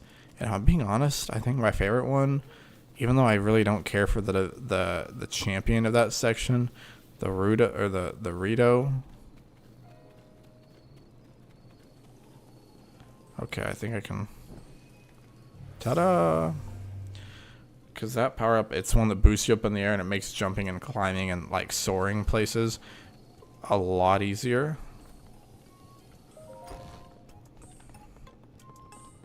Here we go. I didn't read it. Don't lie, I know just what's going on. Liars like you deserve to be punished. Switch on. No. All my Sheikah slates have been... Everything's been deleted. Gotcha. Ha. Did you like my Guidance Stone impression? Superb, right? Don't young girls do mean impressions of fun? Maybe not. Oh well. Okay, interesting. She threatened to mess up all of my Sheikah runes. Can I not, does it not work? Hello. What do you need? Sheikah slate? Okay. I thought... Do I need to talk to her again? Hey, thank you so much. Oh, maybe she wants to talk to you first about the whole thingy, the diary. Give me a nice snap. Go on. No time to be shy about it. Snap, bro. It's crazy because we can actually talk and it's assumed that the dialogue choice is like this is stuff that Link's actually saying, but he's not talking. He's not moving his mouth, but they think it's hilarious. So that's I wish I wouldn't be upset if Link could actually talk in some games. I know it's like he's not supposed to talk in any of them. But I'm really wondering what direction they'll go because they're doing a live action Zelda movie. And it's crazy because with the Mario movie, I mean, they planned that sucker out. Like, they hyped it up like 2 or 3 years in advance. They gave you the cast. They told you to get excited. They did a bunch of promotional material about it. They must, I would assume maybe they're in the very early stages of the Zelda thing. I know they pushed it back and said it wouldn't be ready until 2027, which honestly, I have mixed feelings about because on one hand, I'm like, oh no, bro, pushed back, dang it. But I would, I want it to be the best movie possible. I'm just worried, for one, with a voice acting cast, it's just like, I don't want to say voice acting is easier because I'm not trying to devalue voice actors' work. But with voice acting, it's like, I feel like you're trying to make a voice fit a character versus acting in a movie and like actually portraying the entire role of a character. It's not just your voice, it's your facial expressions, it's the way you talk, the way you move, the way you sound, the way you carry yourself, the way you stand, everything you do is like micro analyzed. These are all the memories you can get, so you can go to different areas. Then you have the Hyrule Compendium where you can collect, like, you can literally take a picture of every creature you see, every enemy you see, weapons, chests, and like miscellaneous objects, every food item, and you can log it all in there. So yeah, that's why you won't ever catch me doing 100% of this game or Tears of the Kingdom. It's the only two I just refuse to do 100% of, because I mean, if you did like, hey, beat every shrine, or even collect all the Korok seeds, which there's already so many of those, but it's like, okay, whatever, maybe you could manage that. Or I don't know, if it, just little, like, get every memory. Like, there's a lot of do all the side quests. There's a lot of them that would be annoying and very time consuming, but I would still consider doing it. It's the same reason why I'm not going to 100%. I've done a lot of the GTA games and the Rockstar games. I've platinumed, GTA 3 or GTA Vice City, GTA San Andreas. In the process of doing, I'm really close on GTA 5, but I'm not doing Red Dead 2 because I don't want to freaking travel around and look for animals and plant life and stuff like that. I'm like, it's just boring. It's not even for, like, if you're doing it naturally, if it's something you can do naturally throughout the game, cool, but no. So take a picture of me with the camera. Oh, and don't forget to let me see it. Okay, yay, now we can take pictures. Cool. The camera, it's crazy how it's like, ooh. Let's get one looking a little sassy. Okay, I wanted to like slightly over the shoulder. Save. Let's get a self-portrait. Oh, let's go. Hey. Dude, why this sass?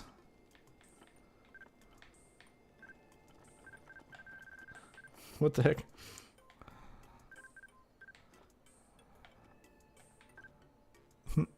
I love it.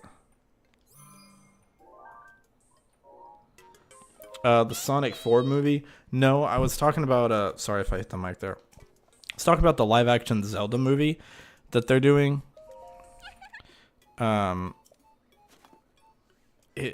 I don't know, I'm kind of split because being such a big Zelda fan, I'm excited that they're turning one of my, like basically my childhood into a movie. And it's got so much potential, but my problem is like, this movie is either going to be a top 3 movie for me all time, or it's going to be a major disappointment. And the thing is that it might not even be a bad movie. Like, it could be a good movie, an okay movie, but even like a decent or like all right movie is still a major disappointment for me because it's, I don't know. And maybe I should lower my expectations, but I'm just really worried that they're going to just... And luckily, like, I know that Miyamoto and Nintendo and Iwata and like they're gonna work very closely with them, just like they did with the Mario movie. Like, yes, someone else is making, like Nintendo themselves isn't making the movie, but they're footing the bill. They're allowing their IP to be used. Like, they're gonna have a say in what goes on. And they're probably going to micromanage a lot of things or be in the same talks, like in a lot of rooms deciding stuff for the movie. And I assume it'll be the same way with Zelda. I would assume those are like their 2 biggest franchises. If any of them get a movie, it's going to be Mario and Zelda. And I can see why Link or Legend of Zelda would want to be live action over animated because of it being... more of a slightly mature, grittier stuff. Like, but honestly, like, imagine a movie in the Wind Waker style, in the cell shaded, imagine, like, there's a lot of animation styles that I think would be beautiful for a freaking Zelda movie. And the problem is that people already got up in arms enough about the Mario voice casting and being like, Chris Pratt, Mario, oh my gosh, Chris Pratt can't portray Mario. And he, like, I'm not saying he definitely wasn't the best actor in that movie. There were several others better than him, but his was still pretty good, given his, like, pretty lofty expectations and standards he was probably held to. He did a pretty solid job, like, as a movie Mario. Maybe not video game Mario, but movie Mario is perfectly fine. But just know that it's going to be 10 times worse for whoever gets casted as Link, because they're going to be in memes. They're going to be in posts all the time in places, everywhere on social media. They're going to be, even 10 years later, 20 years later, after the movie's in the water, if people forget about it, or if it's a famous movie, like, that's going to be probably, whoever gets cast in Link, it's probably going to be the biggest thing that they're ever known for in their career, and maybe ever, because that's like it's just like Mario. It's like, you can do a lot of movies and have some pretty big name stuff, but playing a Nintendo character, like playing a Mario, a Luigi, a Bowser, like, with everything that Chris Pratt's done, like, I guess, like, his character in Parks and Recreation is pretty famous, and then obviously Star-Lord, but then Mario, like, those are his top 3. I would probably say Mario's over Parks and Rec. Like, you were just including both voice acting and regular, like, just actual acting, not just voice. I know people will say, oh, like, Timothée Chalamet for Link. And there's lots of debates on, like, who should play Zelda, and what do you even do for Ganondorf? Like, who's your villain? That's my only thing. And honestly, maybe it's an unpopular take with Mario. I wanted them to go and get out some of the, like, the biggest and best voice act, like some hilarious, some great, like, awesome voice actors. With Zelda, the Legend of Zelda movie, it's honestly kind of the opposite.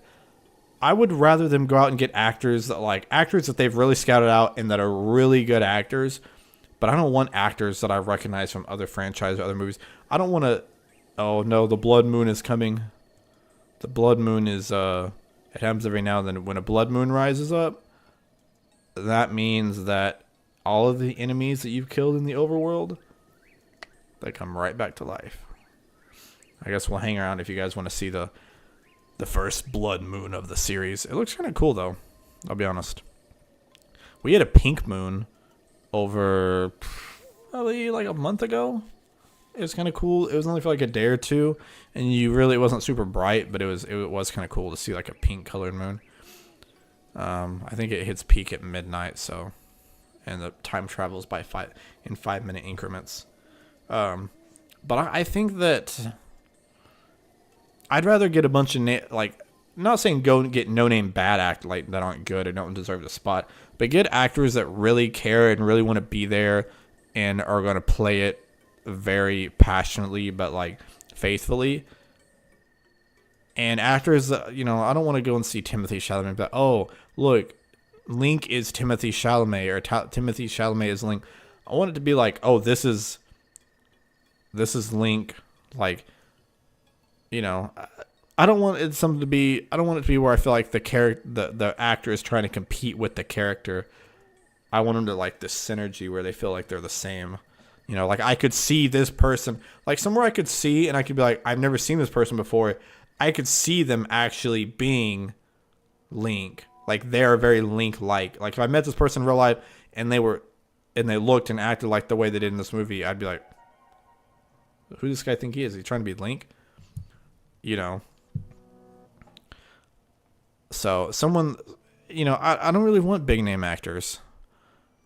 It's not that like I like certain actors or hate certain actors or whatever.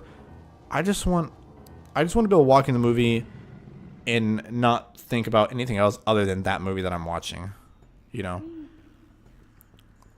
don't want to go in and be like, oh, this is Timothée Chalamet from Wonka or Dune or other movies he's in. I don't know.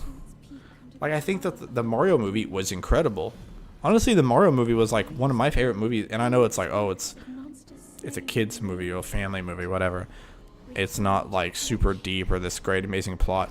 But getting to see my childhood and something that I took very seriously and was my passion for years and had been laughed at, joked at, like, video game movies were always a laughing stock. Like, growing up, they didn't happen. I didn't get those movies growing up. As a kid, if the Mario movie came out when I was a kid, I probably would have watched it 50 times. I would have owned it. I would have went and seen it for 7 days straight in the theaters. But we didn't have that growing up. And now we do, and I'm an adult, and people are supposed to be like, oh, you're an adult. You can't have that as your favorite movie. I say, screw that. I can have whatever I want to as my favorite movie. I think Mario movie was, and then Sonic 3 came out. And I'll be honest, like, I went and watched the first Sonic movie. I think I watched the second Sonic movie on DVD. And I liked both of them. They were good. I was surprised. I was like, okay, for video game movies, they are actually pretty good. But I didn't really play the games. I wasn't considering myself a Sonic fan, so I didn't really know much about it. But then by the time before the Sonic 3 movie came out, I actually like started playing the games. I got into the fandom. I made myself familiar with the lore, and I was like, okay, well, like, now I'm ready to absorb Sonic 3, and it was actually legitimately very good. Like, not even just, oh, it's good for a video game movie. Like, I meant it was better than most other movies. And again, it's one of those negative connotations of being a video game movie, but also a kid's or a family movie. Like when people ask me, like, hey, what's your favorite movie? I'm like, well, 2 of them are Mario and Sonic 3. And people look at me like, be serious now. I'm like, no, those were movies that I was genuinely hyped for, that like got me excited before the movie even came out. Movies that in the theater, I was like literally hooked every time. Like you couldn't have gotten me off of that seat with a crowbar. You couldn't have slipped $100 bills in my face and got, with the fishing rod and hooked me away from the seat, because I was so invested in that movie. And then like afterwards, just like, just going home and feeling like, oh dude, I was so pumped. Like, I know the Mario movie, that first like minute or two, I was like, when they're walking around Brooklyn or like New York, and I'm looking around for like all the different like so many Easter eggs in there, or when they're like the Mario Kart segment. The fact that we got an actual Mario Kart like in a movie, like we basically got part of Mario Kart movie in the Mario movie. We got the Donkey Kong area. We met a lot of cool characters. The fact that Yoshi's going to be in the next one, dude. I can't wait for that one. I think that one's still 2 or 3 years out. I think they said like 2027 or 2028, which I'm fine. I'd rather wait. And honestly, I'm getting to the point where like, I don't know, not to put that out there, but it's like at some point I'll have kids. And the fact that my kids will get to see those movies, like the future Mario movies, Sonic movies, maybe even the Zelda movie, I don't know. But like they'll get to see, and like those movies that I didn't get to have growing up and I didn't get to have as a kid that I wanted, that would have been awesome, they will get to have that. So I don't know. I know that's a weird thing to be passionate about, but I'm very excited about that. I think that it's very exciting, and I don't think you really understand unless you've grown up with that stuff, that like that's big for kids like that. You know, growing up a gamer, you know, you're like, that's, you know, anything about gaming is nerdy. You can't talk about it and be cool or enjoy your stuff. It's like, gaming. But I'm very excited for that. So I know if I got off on a little tangent about movies because I was thinking about it, but I'll probably hop off on the stream now. I think I'm ready to. Let me see.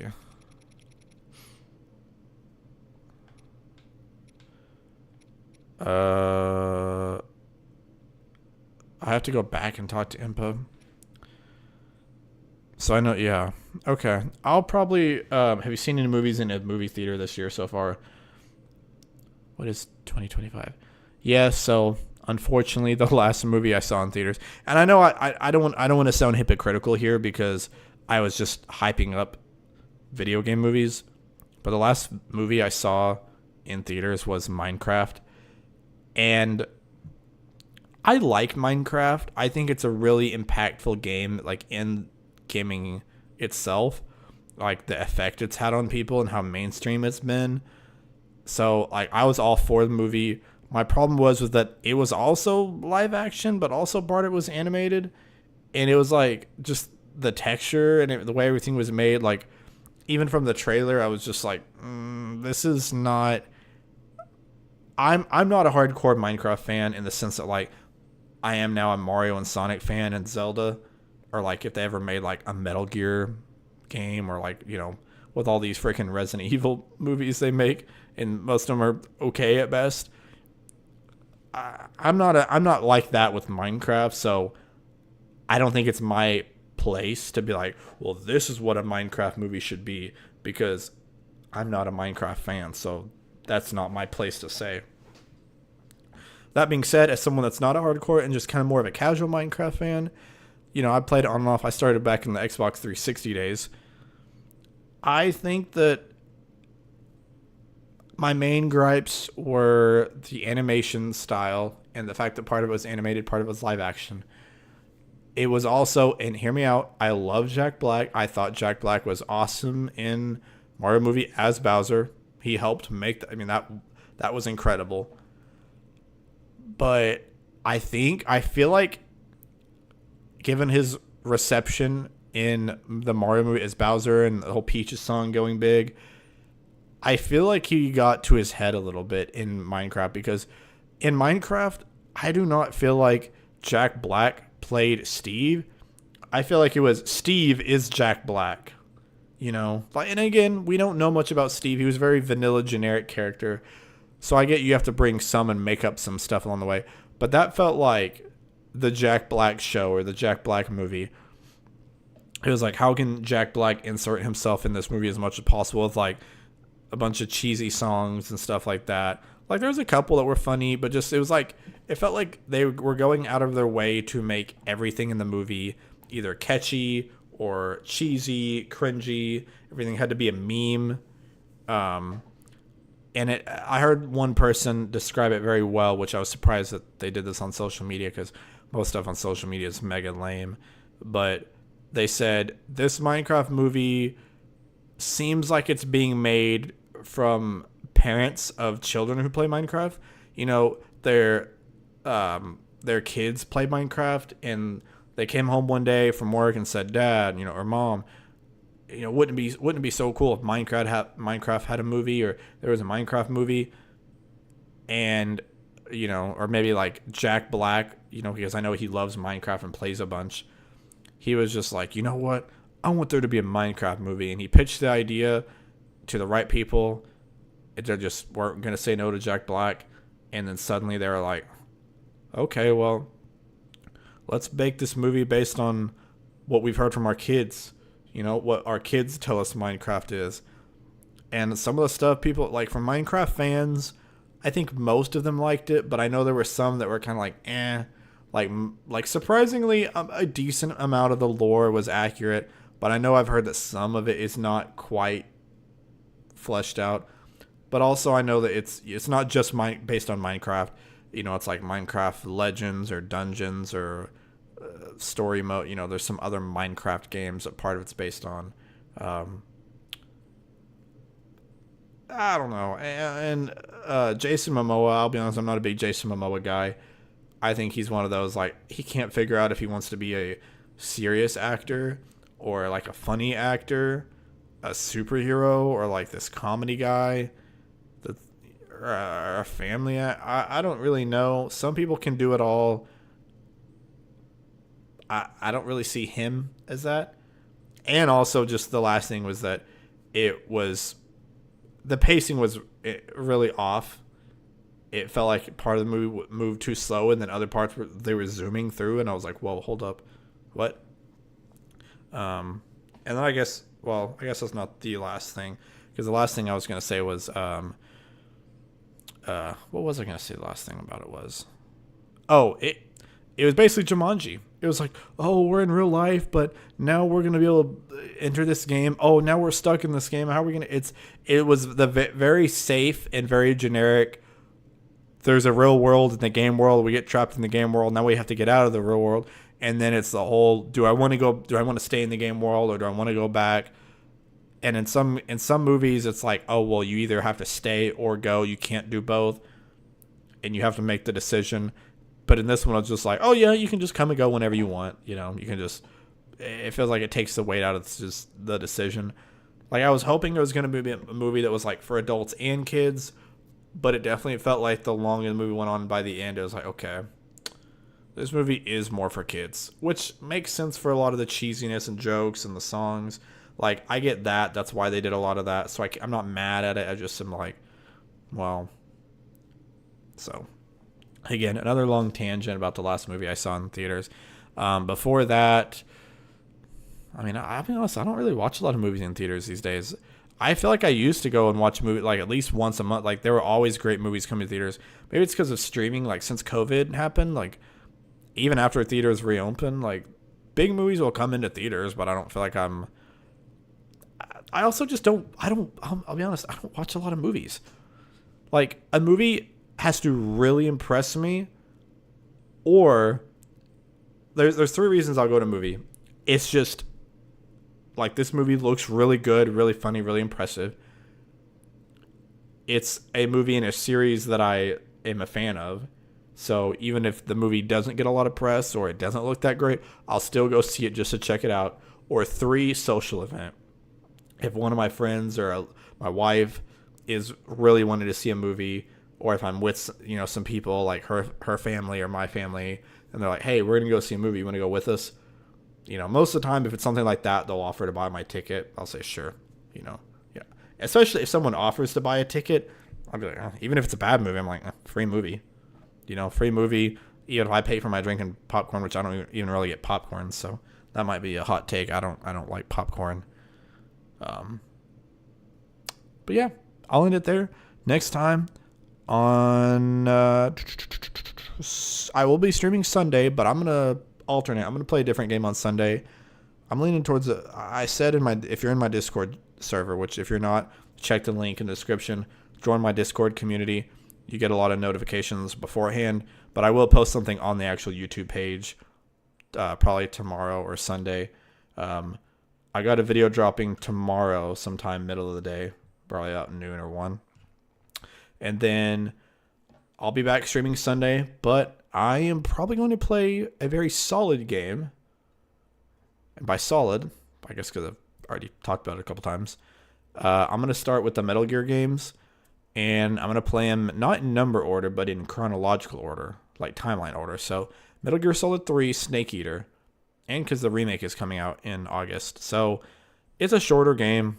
It's way shorter than Breath of the Wild. I could probably beat it by the end of the week, if not next week. So I'm going to start that on Sunday. And then basically Sunday is Metal Gear. Monday is Breath of the Wild. Tuesday, I don't know if I'm going to stream, but I probably will Wednesday. So Wednesday will be Metal Gear. Thursday, Breath of the Wild. Friday, Metal Gear. And then I probably will take a break for a couple days because of all those streams and my wife getting back in town. So I probably won't start back up again till next Monday or Tuesday. So, yeah. Like I said, join the Discord community. Link is in the description. Join me on Sunday for Metal Gear Solid 3. It'll be a fun little cool stealthy experience. A lot of cinematic cutscenes and some cool stuff. Probably some comedy in there, here and there. And then Monday's Breath of the Wild. So if you don't like Metal Gear Solid, at least come back for Metal Gear, man. Or Breath of the Wild. We're going to do some more. Will Sunday be the first time you stream on Father's Day? I guess. I haven't.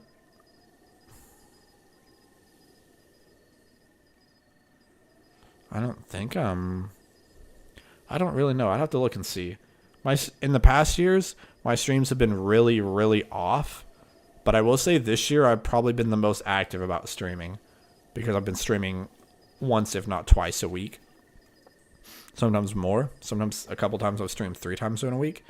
In past years, I would stream like once a month, maybe. And I'd usually forget or get busy and put it off for another couple months.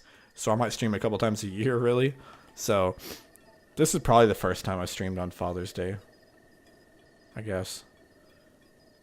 I'd love to tell you, wouldn't it be crazy if I made some big announcement like, oh, streaming on Father's Day. Big surprise. But no, that's not happening. Maybe next year. Who knows? Maybe next Father's Day. Maybe the one after that. I'll keep you guys waiting. Anyways, I've been ranting enough now. I got some editing to do. And I'm going to also just probably finish up my personal playthrough of Wind Waker.